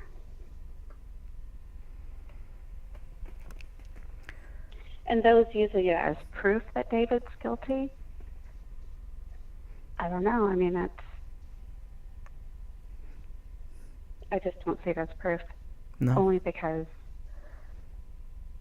it's just, we have no idea when it was written, who wrote it.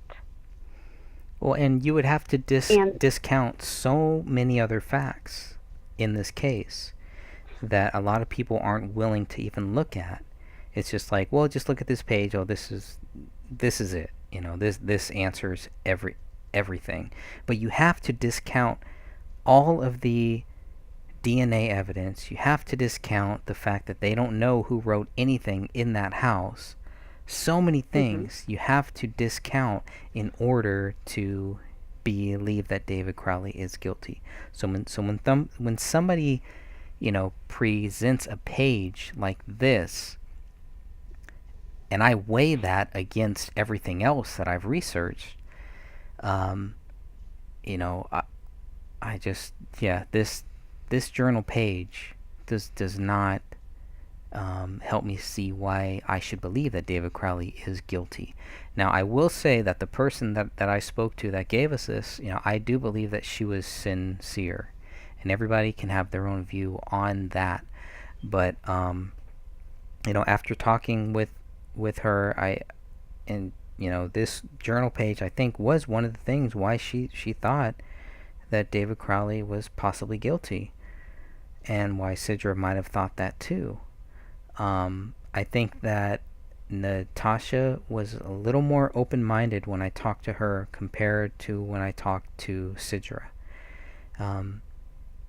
So I do believe that Natasha tried to keep an open mind on this, and I think Sidra was misled by a lot of people. I think she took the word of the Gray State team, and I think that was a big error on her, and she should not have done that. And they tried to seclude her from people like us, from people that were asking questions. So it's a controlled environment. So when I see this, and I'm told that a page like this is supposed to convince us that David Crowley is guilty, and it obviously doesn't. It's just like it's like what you said about what Dan Hennon said. It's a distraction. But we're still gonna call it out as a. Go ahead. Did Natasha ever say when this journal page surfaced? I I don't remember. I'll have to go back and look at that. I have to go back and look at when this was, but um, Because again, if I remember correctly, it was supposedly on a tablet under eating disorders. But this is handwritten. So how could it be on the tablet? well, unless she said that, I'm not gonna buy that. Um, so I'll have to go back and look at exactly what she said, what the source of this was, where the source of this Okay. came from, and I think that will definitely help us. But I just find it odd because it's definitely handwritten. So it had to have been oh yeah, this somewhere if it was in the house. yeah, I mean And why they, wasn't it taken as a good evidence or a sample of her handwriting? well, I don't know. it just wasn't relevant, right? It wasn't relevant to Hmm. the police investigation. So, and if there's some reason for the police to think that it was, then maybe this page needs to be shown to the Apple Valley police and they can see if there is any relevance here. But when you have people going around saying that there is relevance here and the Apple Valley police say that there isn't, you can make your own choice on, who you're going to go with there. Correct. Absolutely. So, yeah, I think it's very, very clear. There's no, I mean, yeah, the whole thing is I don't want to bash this journal page because I do believe that Natasha gave this to us, um, that she was sincere giving this to us. Now, that's my personal view on it. Um, so, I mean, I'd rather have this page than not have it. But after reading this, I don't see anything here that would help me understand why David Crowley is guilty. And I know people can say, well, that's just because you're just, there's nothing that's going to convince you that David Crowley is guilty. And that's not true. You know, I began and I will end looking at this case, looking for something, anything to prove David Crowley guilty. But if the police have no motive, if they can't connect any of this stuff, any of the evidence that people keep talking about, if it can't be connected to David, why would I believe David's guilty? That's just not going to happen. So let's I look haven't at. been able to find the motive at all. No, there isn't any. No, We there talked. really isn't. No. There wasn't finances. He did have a deal. They were working on that. He wasn't walking away from it. He was very optimistic in his email to Jason Allen. I just don't see where they were despondent. No, but some of that stuff is. Some of that stuff. It seems like the Crowley family, Sidros family, Kamel's family, they don't know about that. It seems like they were very compartmentalized. There's a lot of stuff that they do not know of. And I don't know if that's true, but I want to make sure that they know everything, that they know all of these facts before they just say that their family member is guilty, before they just say that what the police told them is true. There's a lot of other facts that they need to look at. And if they can look at those facts and then still think whatever they want to think and then still think that David Crowley is guilty, great. Okay, fine. Believe whatever you want. Whatever you want. Don't tell anybody else what they should think, but you can believe whatever you want. But if you have not looked at these facts that we continually talk about, and you're still going to believe that David Crowley is guilty, there's something wrong with you. And my personal belief is that this was just given to us to say, hey, they were having issues, and here's the proof. and this is why David killed him or killed them. Now you have proof. You can move on. Yeah, and this isn't proof. We don't even know if it was written by her. We are told it is by a family friend who didn't even use her real name. But, okay. I feel that it's a big distraction. That's my opinion, though.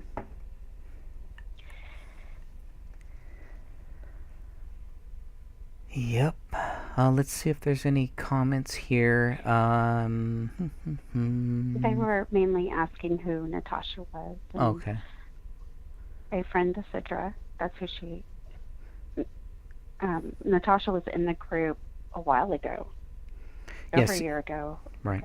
Yeah, she was a very, very close friend. She's like a family friend. You know, not just like a friend, but a very close family friend. And in my talkings with her, she was very open to the possibility that David Crowley wasn't guilty. That was my understanding of talking with her. That's why I took her seriously. So, you know, I mean, she's she's in two different spots. She's trying to speak for the Alam family, and at the same time, she obviously has her own views on it. So, you know, I always wanted to make that distinction of the fact that sometimes some of the things that she says is coming from the family, not necessarily coming from her. But for whatever reason, the family is not, they don't want to talk about it. They don't want to talk with us. I don't know. It's like the closer that you try to get to these families, the more strange the theories that they hear about us are. And they're just like, it's like when you can actually get them to talk to you one-on-one, it's totally different than anything that they might think about who we are, that we just think that, the government killed David and blah, blah, blah, or whatever. It's totally different. And I think there are people that are trying to compartmentalize both of these families, both sides of David's and Kamel's family, to keep them away from looking for themselves, for looking at any possibility that maybe what they were told is not true. And I think there was a lot of pressure, and it was early on, much early before we even got any of the documents. And I can tell that by my conversations from Sidra, when Sidra was talking about how the police found footprints of David, they found fingerprints of David, they found his prints on the gun. None of that was true. But I was talking with her about this all before the case had even closed. This is the stuff she was fed. She was fed so much stuff, so much propaganda, that I can't blame her for thinking that David Crowley is guilty. It was beat into her head by so many different people. But then when the evidence came out, everybody stayed silent. That's the big problem. So either they don't know, they don't want to know, somebody doesn't want them to know. One of those three. I feel very bad for the Alams. I really do, because I can't even imagine what they have gone through. And yeah, it was a perfect time.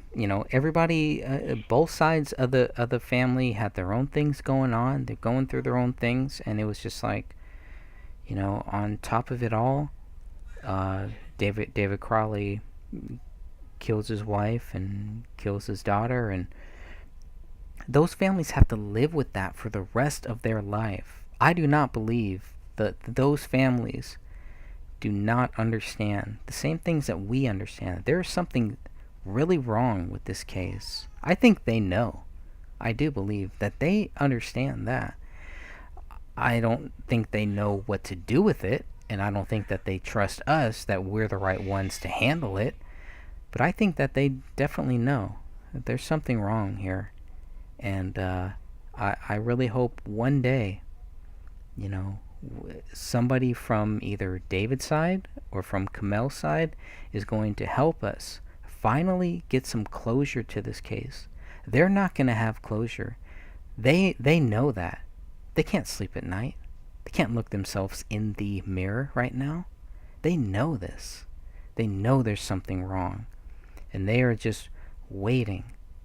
They are praying. They are hoping that someday, some way, the truth will come out. So we just got to keep pressing on. And I really feel bad for the silent family members, the ones who are trying to get their lives back on track. Right. There's many of them out there. Like I said before, I can't even imagine the pain that they're going through.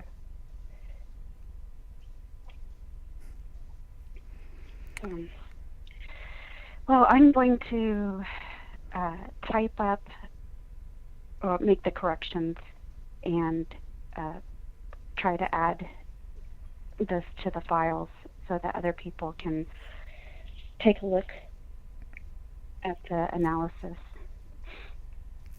And any new members can also do that.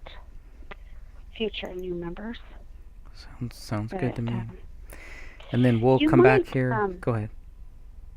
You might link the video with Natasha talking about the journal page.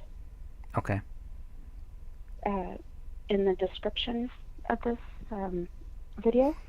That way people can go and listen to that, and it's right there for them. Yeah, great. Yeah, they can listen to that, and you can, decide your own view. That whole thing was just meant to give her a platform to help us understand whatever her views were from her point. And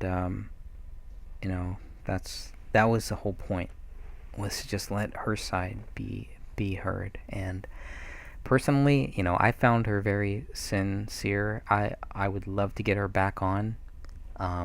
It seems like every time that we get close to having a family or a family friend on, things happen. They back out. They don't want to get involved, whatever it is. But they are the key to helping us get justice. That's one road, not the only road. It's not like, we need them.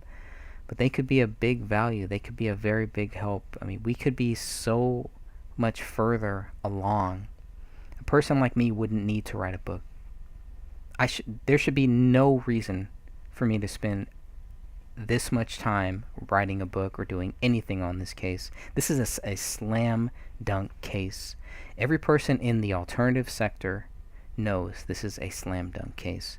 Why they won't touch it has baffled me, has frustrated me, and has changed my view on the alternative sector, period. I'm more focused on real human beings. I'm more focused on the people in the chat room. You, the people who are looking at this, the people in our group, whether they like me or whether they don't, right? It doesn't matter. They're genuinely want the truth.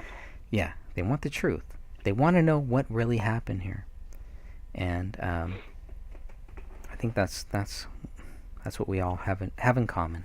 So we will come back tomorrow night, and we're going to continue our discussion on the notepad, and then we'll talk a little bit about the article of the suicides versus murder, and anything else anybody else wants to talk about. So make sure to join us here tomorrow night.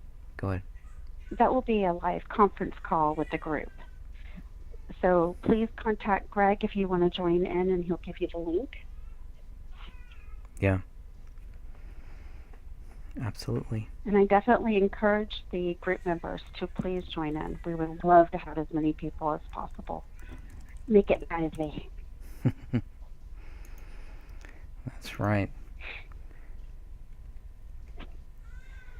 Well, thank you all for joining us tonight, and hopefully the latecomers can rewatch this because there's a lot of great information throughout the whole video. Yeah. The slideshow includes samples, and you could go back through the crime scene photos to see samples of Camille's handwriting, and through the BCA notepad that Greg added to the group files, you can look at that too to see your own sample or her samples, but you can see it for yourself. And I believe that the journal page is also in the group files too. Mm-hmm. And so please make sure that you go there and check out all the files. I think I've added quite a bit over the past several weeks. It's just stuff that I received from the BCA and Apple Valley. I didn't want to add everything at once and overwhelm people. So, but I think I have like 2 or 3 more things to add, and that will be it. But it's important that the group has everything to look at. Sure is. All right, so we will sign off here, and I'll finish up here. I'm going to play the extended version of Natasha's interview, and hope everybody has a great night. Thank you all for joining us here. We'll stay in the live chat, but I will be ending the free conference call right about now. So Sophia, thank you so much for joining us. Appreciate that. And You're welcome. Thank you. Thank you, my friend. Until next time. Okay. Till tomorrow night. All right. Good night, everybody. Good night. Goodbye.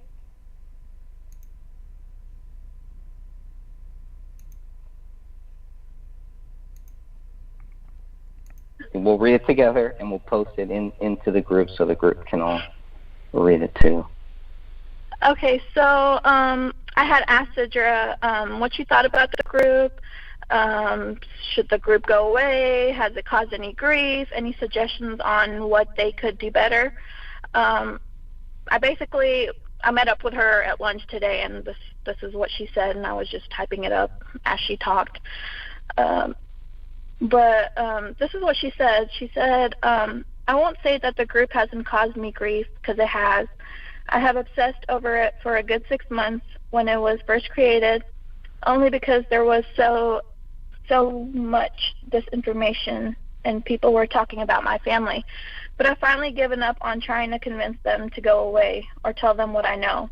I am not against it, because I get that the people on the group have grown attached over this case throughout the years, and to some it's their personal experiences that have been similar, and they weren't able to do anything for themselves or that person, and that's what has brought them to the group.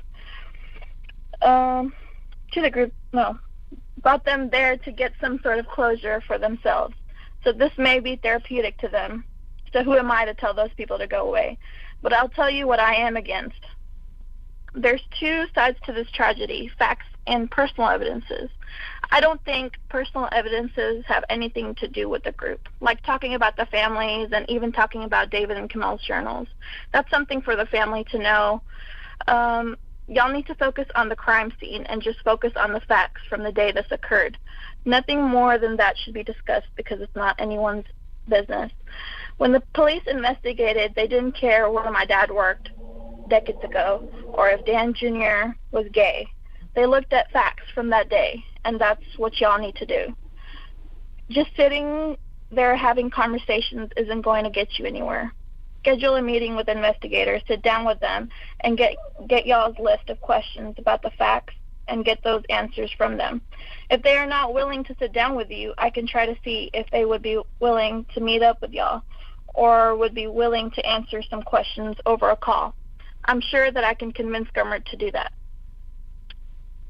But yeah, I think that's all I have for y'all. Good luck, and I hope you guys can get the answers y'all are looking for.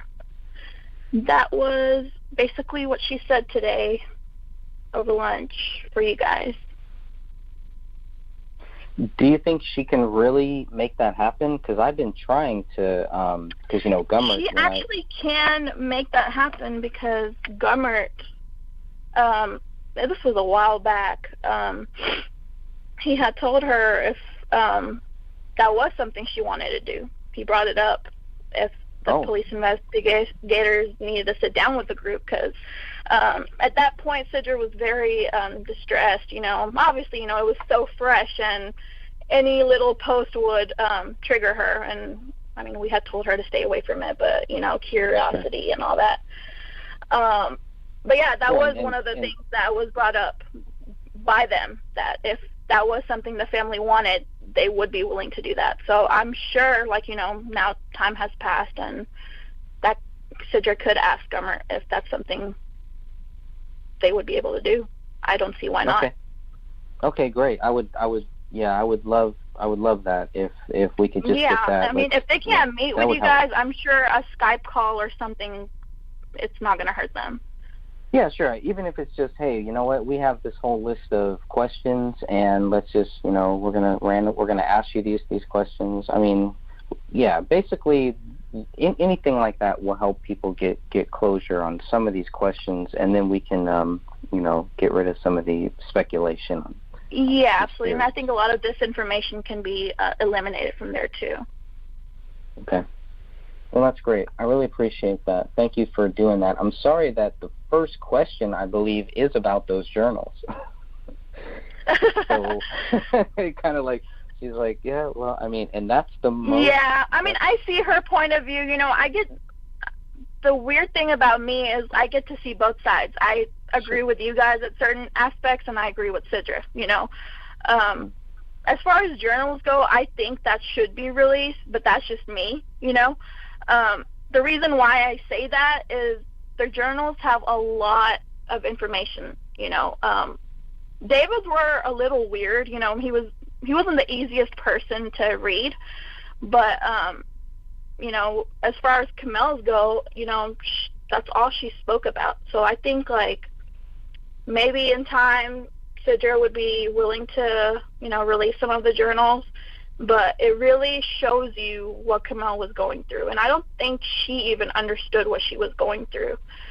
So, yeah, I mean, it started in July when Nyla got sick, and, she started writing just, I guess, her thoughts and stuff, and she talks about her dad and how frustrated she was with him, and just, back and forth with the family.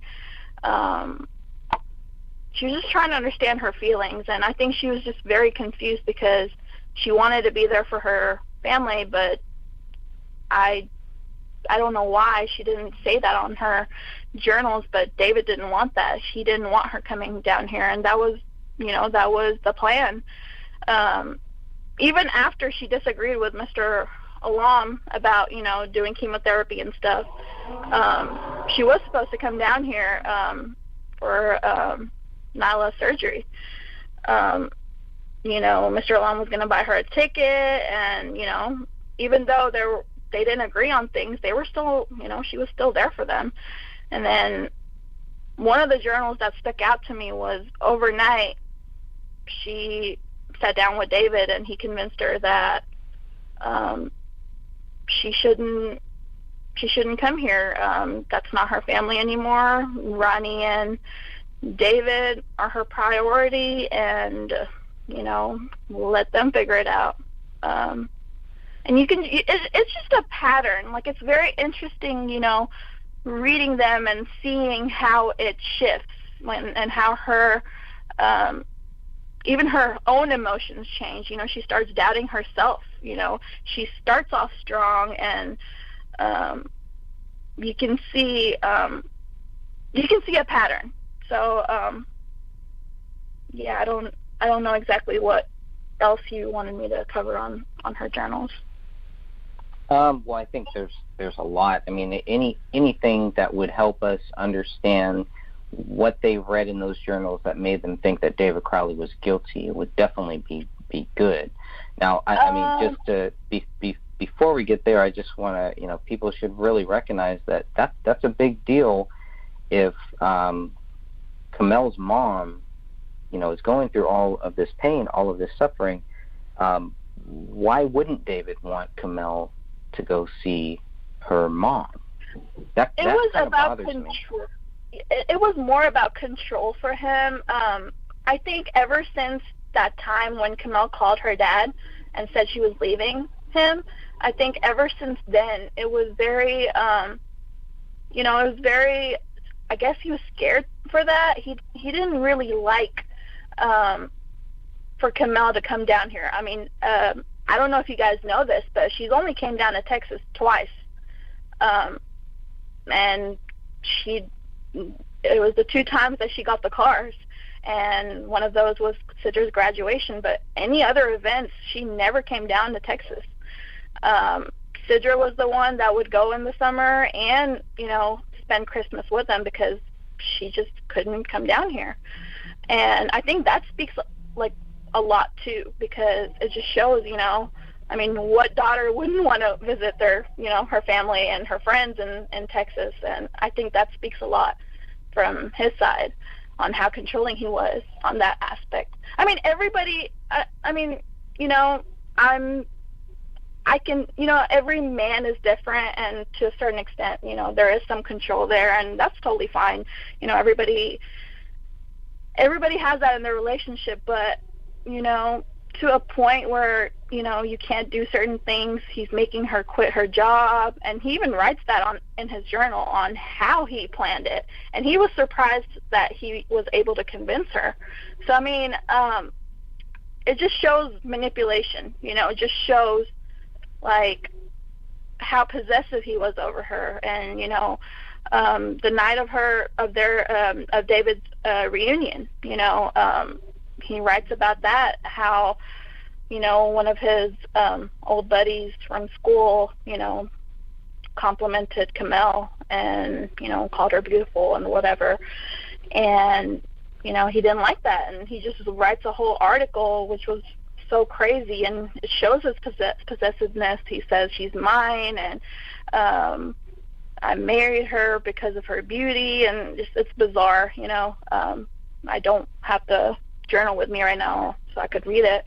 But he was very possessive. Even Ronnie, he writes about her, how he came in between their marriage. And, as a parent, I would never think my daughter would come in between me and my husband, So, I mean, it just shows how possessive he was over Kamel. So I think that's part of the reason why, she wasn't able to come down here. He was scared. He didn't want her, coming down here and maybe, changing her mind and wanting to stay here in Texas. I don't know what was going through his mind, but I think that had a lot to do with it. So when you say his journal, because we've heard from different people, multiple sources, blah, blah, blah, about different journals, when you say that he wrote this in his journal, can you clarify which journal you're talking about? Because I've heard about several journals. So the only journals I've seen is a written journal that he had. He had 3 journals. He only wrote in one. One of them had 1 page on it that apparently he was going to, keep up with, but he never did. But the one I'm speaking of was a DK and a heart on it. That was the front page of it. So I'm guessing that was David and Kamel. And so these are it was a written journal. Yes, these are written journals. Okay, yeah, because we've heard about a written journal, a video journal, and then I guess this journal that came out. I don't think there's any truth on the video journals. That is something I asked Sidra about it, and she said that it was said that there was an online journal, but she hadn't seen anything from the online journal. It was just a written one that she knew of, and that's something we both have read. Well, that online journal is in the police reports. So it's a journal called something he was writing in Day One, and I believe it ended in November of 2014, and I think it only started maybe that previous summer. So it wasn't a very long video journal, but I think, and then you can see in the documentary, they, some of that stuff they call video journal. So it's like, okay, well, what do they really mean? Because those are the videos that David made. Yeah. I feel like a lot of it also has, like, misinformation also has a lot to do with the police not doing the best job possible. And I think, honestly, they just hadn't. They told Sidra this, too, when she went in March, that, they have never dealt with something like this. They really had to, figure out how to do it. Like, something she had mentioned was that they had to call the Bloomington police and, contact them. And, a lot of times when they were confused or didn't know what to do, they would contact the higher-ups and ask them for advice. So I think, I feel like they should have just hired a totally different company, or I don't know how it goes, honestly, but they should have had someone higher up who had an experience on this, doing this, and not them. So I see, as a third person, why you guys are frustrated, because of all the misinformation from the police reports. So yeah, I see like that aspect of it. Do you know if the county sheriff was involved at any point in this? Because it kind of seems like it's just Apple Valley. Well, like, there's not too much mention of the county sheriff being involved in this. Maybe that would have been better than hiring. Yeah, I don't think he was. I don't think he was. Sidra only spoke to Gummert. That was who was assigned to the alarm side. And I'm not sure who was. There was another person that was assigned to the Crowley side, but it wasn't Gummert. They had two separate investigators. At one point, Gummert was out of the office, so his boss was talking to Sidra, but that is about it. I don't know if there's anyone else. Okay. I'm sure there were a lot of people involved, but yeah, seems like it. Yeah, there were a lot involved here. So okay, so we got that journal. And then with her journal, was there anything in there too that would help us understand why the family thinks David Crowley is guilty? She talks about a lot of mental abuse and him wanting to try different types of what would you call it, like drugs, and you could tell that she was very the way she wrote her journals, it basically, she was talking to the journal as to, like, I feel like that's something she was venting, like she was living two different lives. She was agreeing with David just to keep the peace in the house, but the way she truly felt, she was writing down on her journals. And there were a lot of different instances where she also spoke about being scared of him. She wrote one time that she took Ronnie out to, she just left the house because she was so scared of David, because I think that was the time when he tried shrooms, and he was hallucinating, and what else did she say? She said,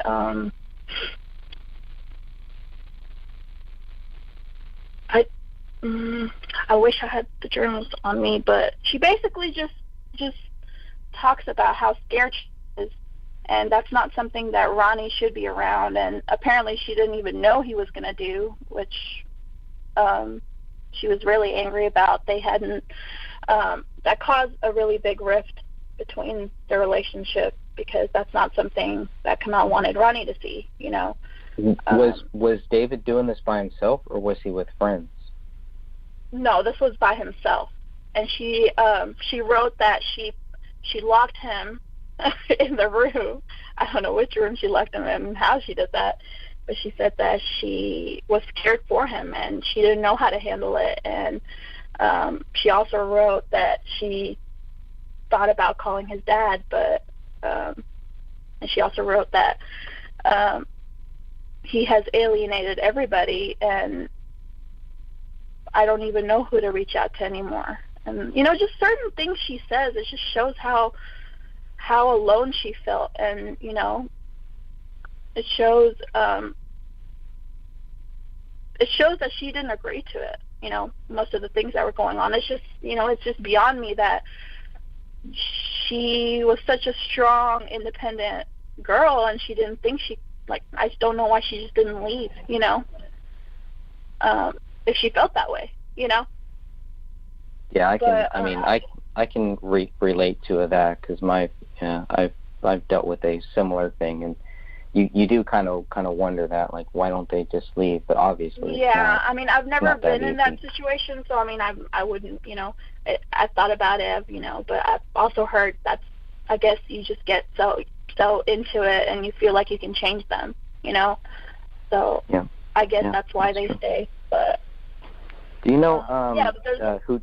Go ahead. Oh no, what was that? I was just going to say, going back to the drugs, I was just trying to, do you know who he got those from? Is there any mention of, like, who, because obviously he doesn't just, and really, to be honest, I've never done shrooms or anything, but if I was going to do something like that, I wouldn't want to be by myself, and I definitely would not want to be around my wife. I'd want to be with close friends that I trusted. Yeah. Right. And that was something, that was part of the reason why she was writing in her journal, because she was so that he would do that to her. He would put her in that position where she wasn't even aware of this, So that was part of the reason why she even wrote it in her journal. And he did mention in his journal about asking Danny Mason about shrooms, because apparently he had done them before. And Sidra had asked Danny Mason about it, and he said that David had asked him about his experience, and Danny told him, I don't think you should go that route. I didn't have a good experience with it. And honestly, he also said that, what else did she say? He said that once you get that high, you always want something, more, like something more that'll give you that high. So that's not the route he should go. And Danny told her that David said that he was just tired. He wanted something more. He wanted to feel something more. So, but Sidra asked him if he was the one who had given him the shrooms, and he said he had no idea about it. So I don't know if it was Chris Peck or who it was who gave him that. Okay. But she didn't, do you know if if Kamel ever experienced with any of that? Or maybe that's not even relevant. Maybe that's... She didn't talk about shrooms. She did talk about, smoking weed. She did say that, it helped her anxiety, and that is something she had told Sidra in the past, too, that she did. It helped her, her anxiety levels. But, right, and she would know because she was in the medical field, right? Yeah, absolutely. Yeah, so she didn't do it that often, but, whenever her anxiety level was high, that is something that she would do. And she also suggested that for her mom's pain, like medical marijuana, for instead of the pills that she takes for her pain. Sure. Yeah, they're giving my stepmom CBD oil, I think, for her bones or something like that, and it's definitely working. It's very helpful. Yeah, it's actually helping with Mrs. Alam too. It helps her be a little more hungry, since she's on feeding tube or TPN. It helps her be a little more hungry and gain some weight and just not be as nauseous, and so yeah, I believe that helps. Sure. Going back a little bit to what you said about when Kamel wanted to leave David, I'm trying to get a good timeline about when that first happened, when Kamel contacted her dad. And I know it's been mentioned, but just thinking here now, I'd like to have that so people can go back and say, okay, at this don't quote time. me on this. Sure. Don't quote me on this, but I think it was around 2012. It was summer 2012, I believe. Okay. Or no, actually, no. I think it might have been later on. No, it was actually before that. It was 2011, actually. Yeah, because when Kamel had came down for Sidra's graduation, high school graduation, that is something Sidra didn't even know about this. Mr. Alam did not tell Sidra about this conversation at all. He kept it to himself and didn't tell his wife or Sidra that Kamel had called him. He didn't. I guess that was their little secret. But Kamel had told Sidra about it, and in 2011 when she came down here, and when we were having lunch, it was brought up, and I was there too. It was a very weird lunch. That is where I saw the disconnect from Kamel. Okay, so all three of you were kind of there? Yeah, David was there too. Who was there? Oh, David was there. Okay. Yeah. But there was something odd? You just felt something weird, or? Kamel was a very perky person, she has a lot of energy to herself, and, I'm sure you guys can gauge that from the videos on how she is. The way she was talking and the way she would look at David for approval, that's something I've talked about before too, but that is something that struck out to me. I don't think Sidra had noticed that. I even brought it up to Sidra, and I said, Kamel's pretty different. She's talking a lot more like David, and she's like, well, they're married, you live with somebody, you start talking like them. And I was like, yeah, but any little thing we talk about, she always looks at David like, is it okay? I think I had mentioned that I had arranged a little get-together for the girls in her last visit in May. I asked if she could come spend the night, just us girls have movie night and stuff, and her first instinct was to look at David and see if it was okay with him, which I don't see why it wouldn't be, She was only down here for not even 3-4 days. So, yeah, it's just different things, anything she said or things that was talked about, that she would always look at him for his reaction. Is he okay? You could tell, that was her main thing. Even with sitting with Mr. Alam, Mr. Alam, I don't know if you know, he's very, he's a character. He's a very good person, and he's, he'll speak his mind. So, just having him around David, her anxiety level was so high because she was holding David's hand, and she would just always look at him every time Mr. Alam would talk, to make sure, is he okay? It just didn't make sense. It was just a really awkward place to be in for myself. Sure. So, can I ask you, what note did I have here? When did you meet Kamel? I met Kamel, I met Sidra first because we both went to middle school together. My dad, he is Italian, and my mom is Pakistani, so that's how we had something in similar. When she moved down here, she didn't speak English at all, and she had no friends, and I could relate to that. So we became friends really, really quick, and both of our moms, they got together, and it just, we just had a lot of things similar, and it grew pretty fast, and I met Kamel, I would say, when I was 13. Yeah, 13, 14. So it's been a while. Our families are really close. We both lean on each other, and the Lom side of the family has helped me a lot. We used to live in Dallas, and I actually moved down to Waco with them. That's where I met my husband too. And yeah, so like the Lom side of the family is a pretty big chunk of my family too. I don't have any family here in Waco. They're all I have. But yeah, Kamel was a pretty big part of my life till she was here in Texas. I saw her every day.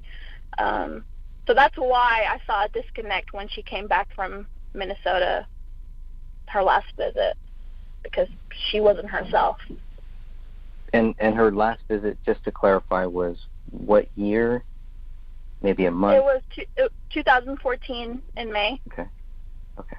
May. That is when she got her the car. Okay. Was that when when David and Kamel went out to Southern California? Yes. Okay. The reason why, and that's part of the reason why I think David's also controlling.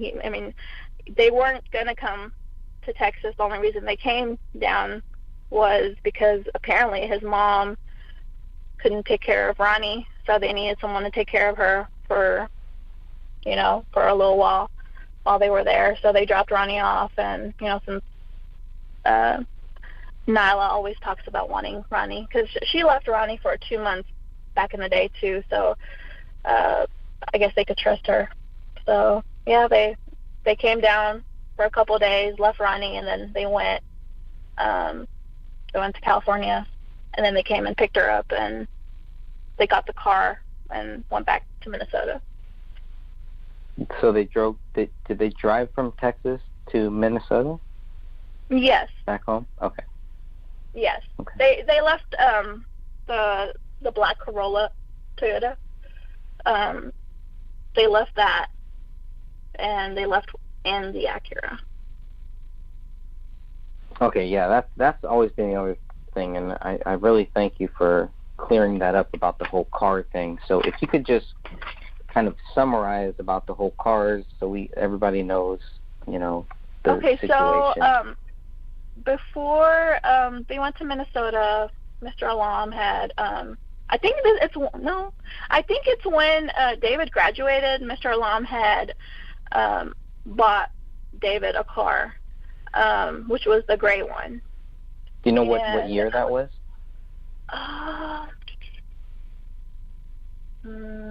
I know the Corolla S was a 2005 because that was Cidra's car. They only had one car before, so I would say it would be 2004. But I mean, what year they had? Oh, what year they got the car? Correct. Right. No, I wouldn't know that. Okay. I know Cidra drove that her freshman year.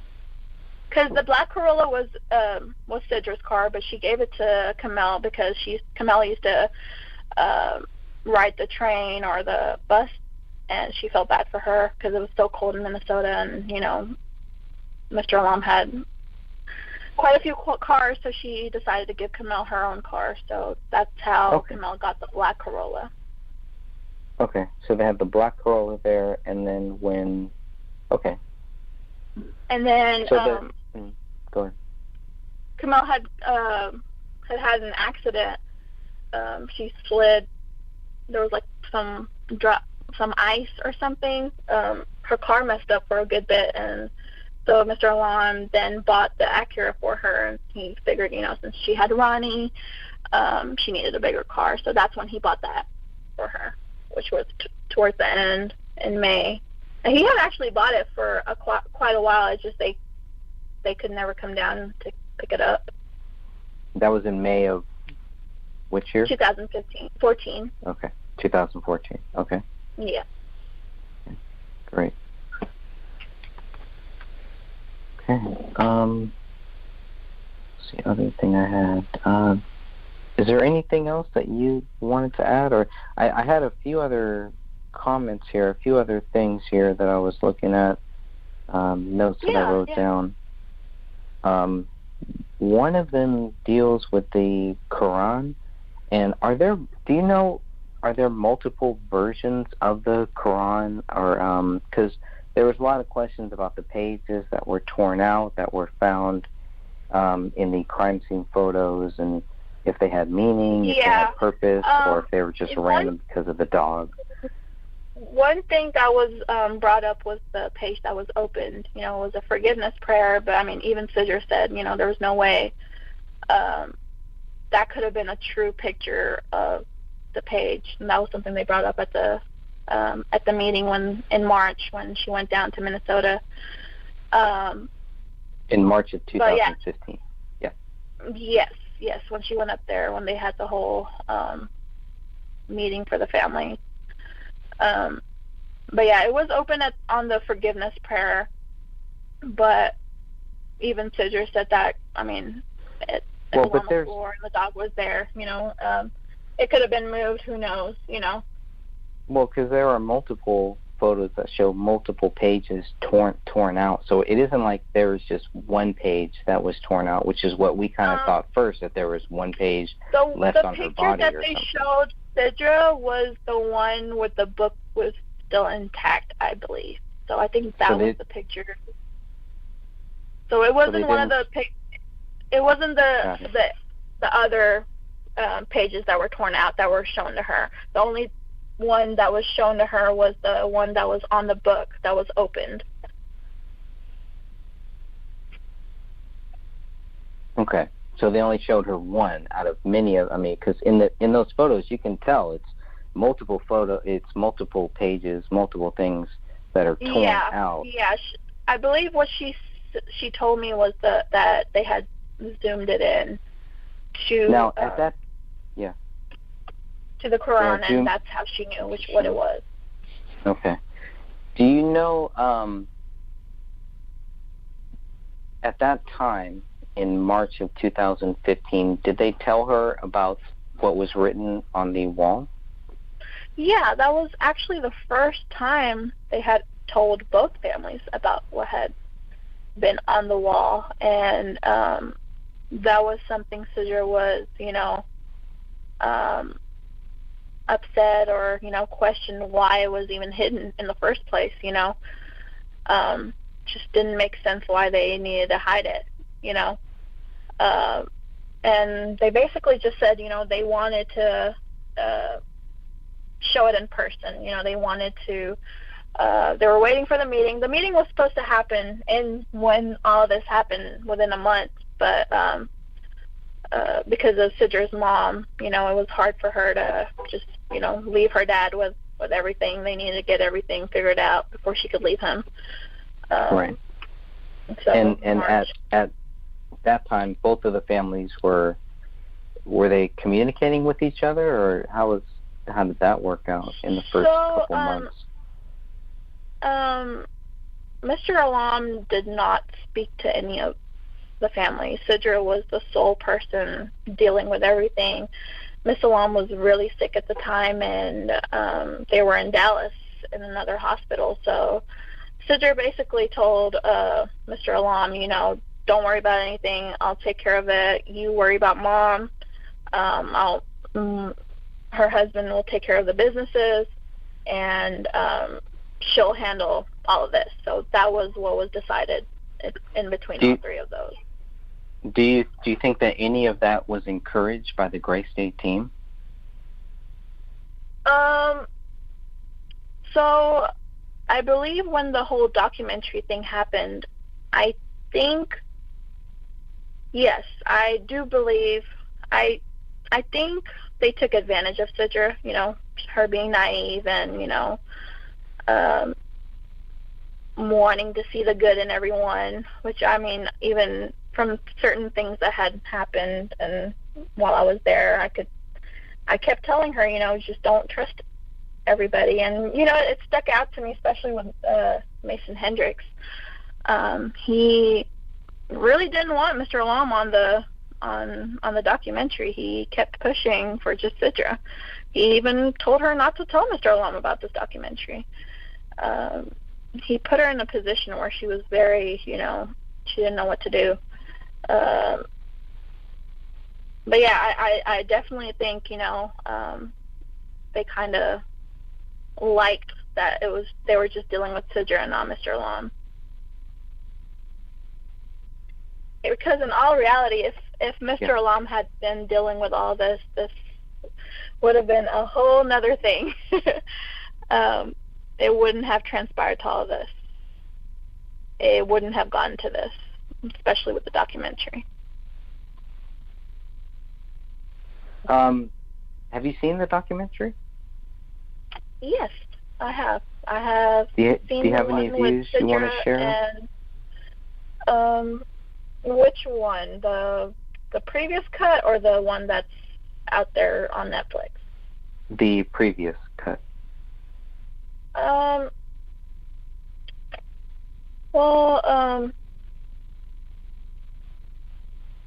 what could I say about that? They picked and choose what they wanted to put in there, obviously. They did a lot of editing. They just took out some words that Sidra had said and Mr. Alam had said. But the things that should have been there weren't on there that they really wanted on there. When you're comparing the two versions, is the narrative a lot different?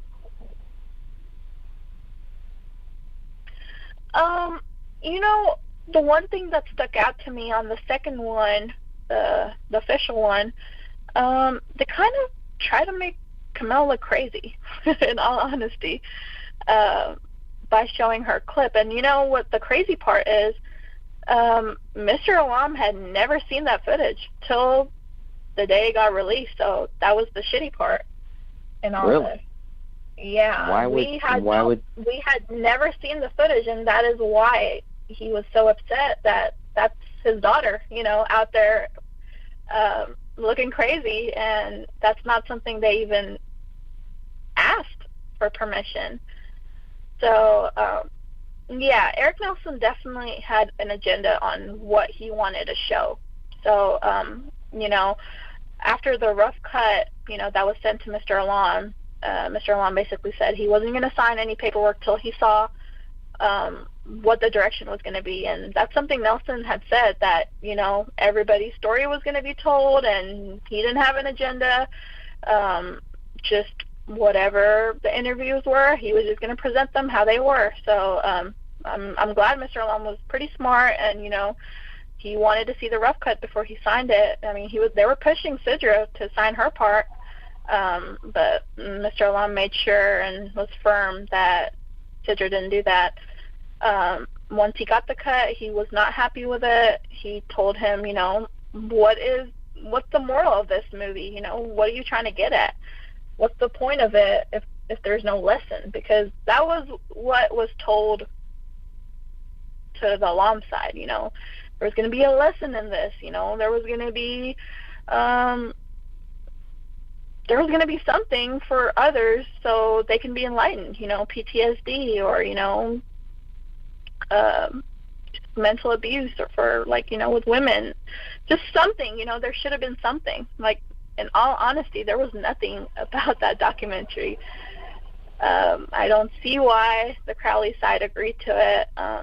It shows their son as a crazy lunatic. If the roles were reversed, I would have never wanted that out for my son, But that's just me. Yeah.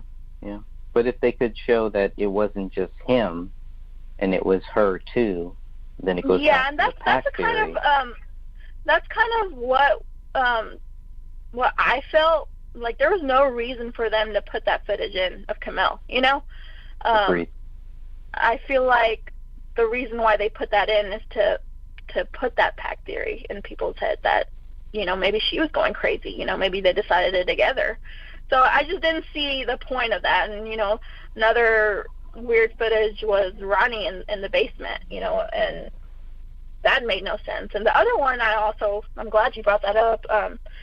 The footage of Ronnie talking about the bloody man, they make that seem so bad, and it's actually really funny. It's I don't know if you've seen in the certain movie productions, there's this little red man that shows up before a movie starts. Can you name one? Because I've been looking for this for months. Maybe years now. I will get back to you on that. I can't find it. I will get back. I will get back to you on that. Cool. Yeah, but it's this little red man that they always scared her with. He was a little red man, and that footage was actually recorded by. Could be a touchstone thing. I'm sorry. Go ahead. Yeah, it could be. I think so. I'll look into it. I'll ask Sidra. She probably knows. And I'll let you know. But yeah, it wasn't anything. I mean, yeah, I know as the third person looking in, it sounds so creepy for a little kid to say that, but she was a very, she had a very broad imagination. She talked like that, and they just turned it around and made it sound so awful for her. No, she was very bright. That's the way. Yeah. She was bright. She could understand all the. Yes. She was extremely bright. When I met her, she it didn't seem like I was talking to a 5-year-old. She was very intelligent for her age, and I think that was part of her autism. I know that they're very bright, and so I think that has to do with that. But yeah, just going back to the documentary, certain things they showed had no reason to be on there, and that were shown were completely out of context. So that was what Mr. Alam didn't like. Yeah. And the sad part is, the Alams this had already been decided, and they were they got their interviews towards the end. It was around July. Sidra was 9 months pregnant when they shot all that. So apparently they weren't even going to be on the interviews, and not Danny Mason, I always get them confused. Mason Hendricks convinced Nelson to put them on there. So yeah, it was a pretty shitty part on their end, and I think Crowleys are to blame too, because they had no contact with the Alams. Sidra was always the one trying to contact them for anything, and I get they feel guilty or with what happened, but communication was very, very poor, and it was all through Mason and Sean, and they shouldn't have been even in the middle of this, in my opinion. It should have been the families talking, and that just wasn't it. Dan Senior never wanted to talk.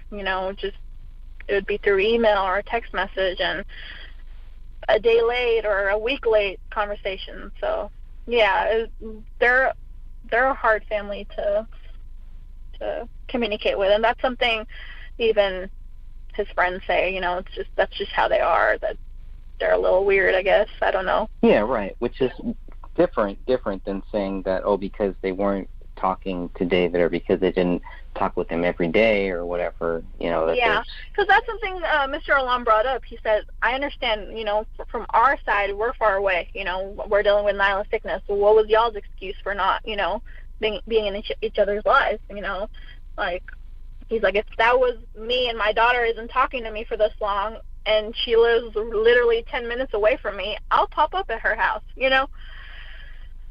So, I don't know. Their family was a little odd, but I mean, I'm not going to say too much on that. I don't know them that well, so. Yeah, sure. Can we go back to a little bit about when we're talking about Rainey in the basement? And can you give us the correct pronunciation of what the daughter's name? Yeah, can you say the name? Her name is Rania. Okay, thank you, Rania. But, okay, so can you give us a little because you've watched that documentary, you've seen both versions of it.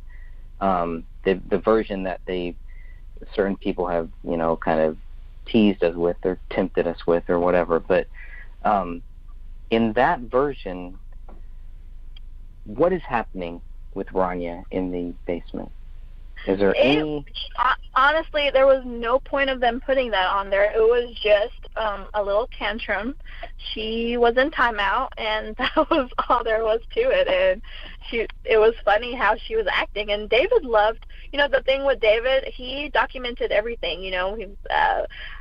This may be TMI, but he even recorded her first poop, But that was just him, he loved recording things like in the moment. You'll see a lot of their pictures, they're not posed pictures, they're in the moment pictures. That's what he loved. So it was just something he documented, and they chose to use that, I guess. Yeah, that seemed kind of strange. Out of all of the stuff that they had, yeah, that seemed kind of strange that they would use. They were just really trying to, prove how David was, and make him look uglier, in my opinion. Yeah, but they put that, like, it's not just that they showed it in there, it's where they showed it. They showed that in the cult section. So we're here talking about this cult, this and that, and, like, I don't know, like, a lot of that stuff. Yeah, you just don't get a good feeling after you watch that. No, because it's just more like fear. It's like, well, it raises so many different things, whereas a documentary is supposed to give you closure. It's supposed to help us understand what really happened here so that we can move on. This did not. And this was not a documentary. So, absolutely not. I completely agree with you, and that was part of the reason why Mr. Lum and Nelson were going back and forth. He said he was going to add some stuff in the end. Apparently he added the dog at the end. Apparently that was supposed to be a lesson, which I don't see how. It's just crazy to me. Honestly, I don't know how David's family agreed to this. I wish they would have taken back their interviews too, and this wouldn't have happened.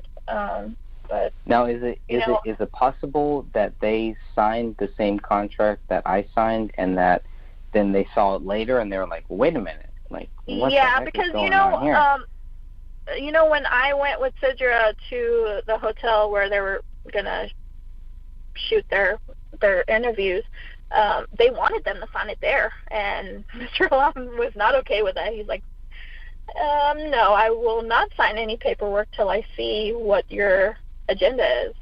So yeah, that could very well have been what had happened. But I also do know Sidra had told me that Dan Sr. had talked to her a little bit about this, and he didn't want to go through with this.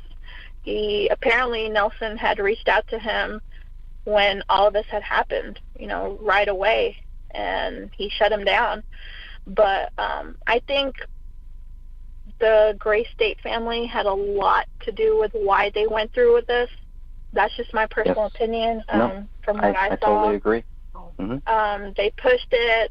Honestly, Dan Sr., he's a very sweet man from what I have heard, him talk, the way he's talked to Sidra, he's a sweet man. Think he got manipulated into doing this.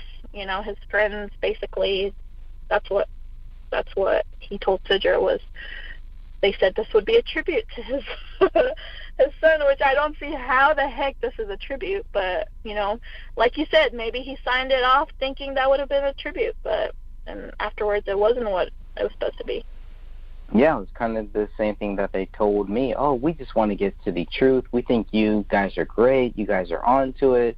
We just want to get your guys' side. And I'm sure, and now what I'm learning is they told everybody else the same thing. We just want to get your view.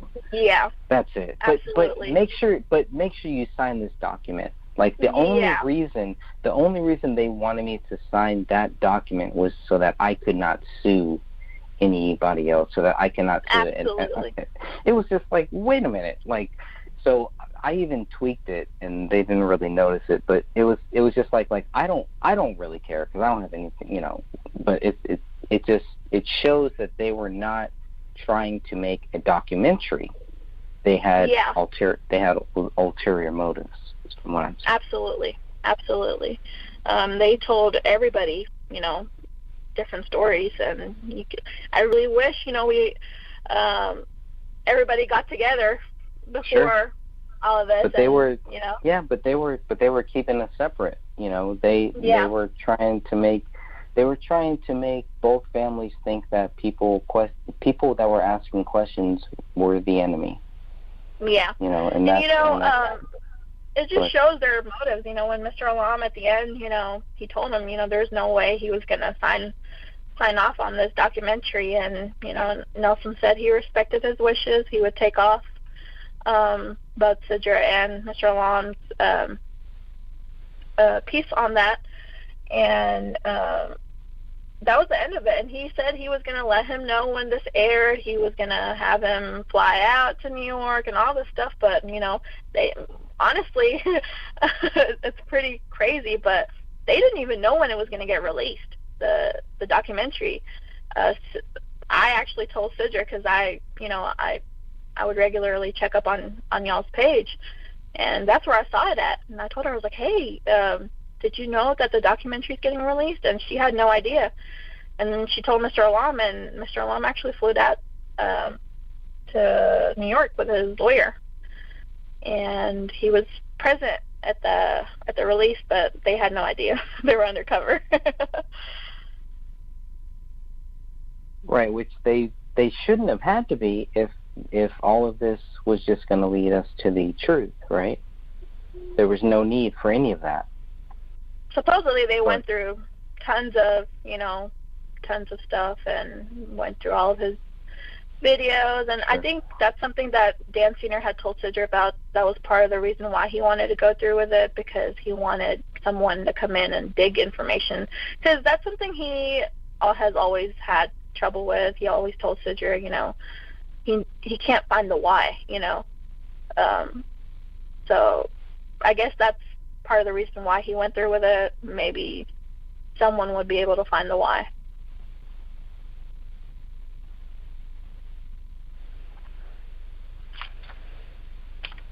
Do you know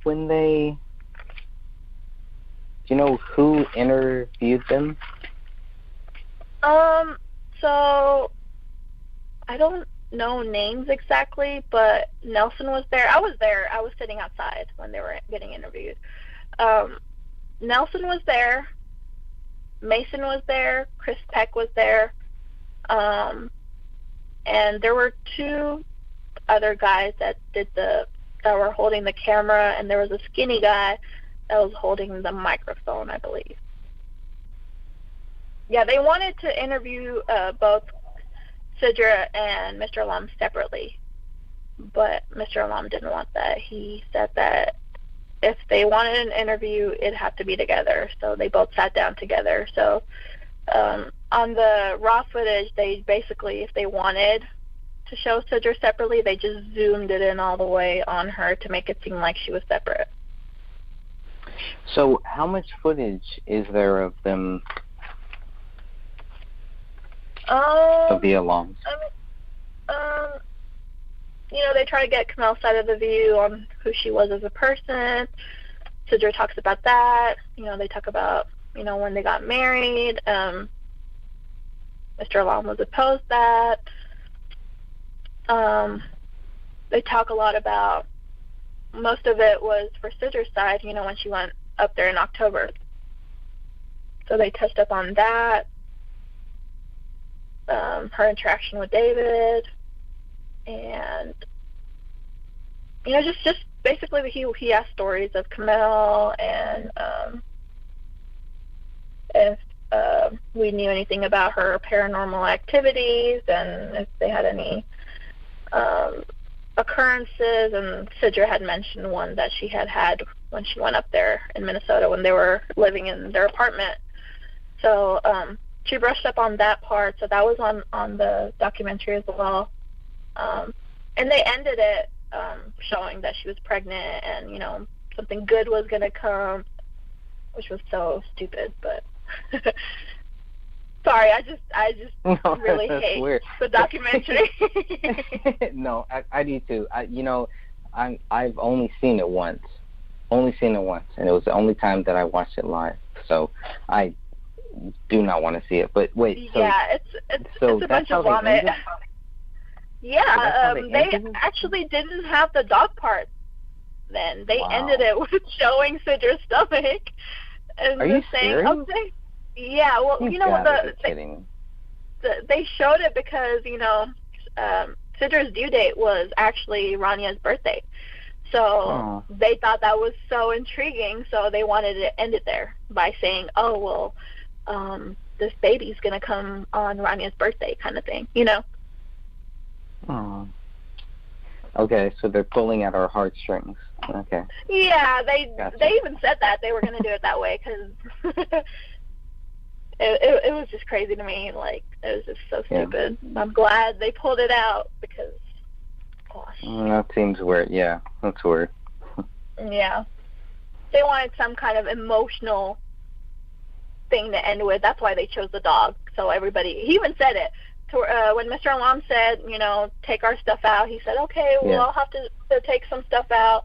We'll go ahead and put the dog on there, so we could have that, ending to it. And, everybody can feel happy, giddy, I guess. Gotcha. I don't know how you could feel that way, but. I guess. All right. Anything else you want to end with here? I really appreciate your time, taking your time in. I mean, just going back to what Sidra said, I actually truly believe in, what she said. I, in my personal opinion, obviously y'all are, I'm not, who am I to say what y'all should do, but I truly feel like, if you just get out of the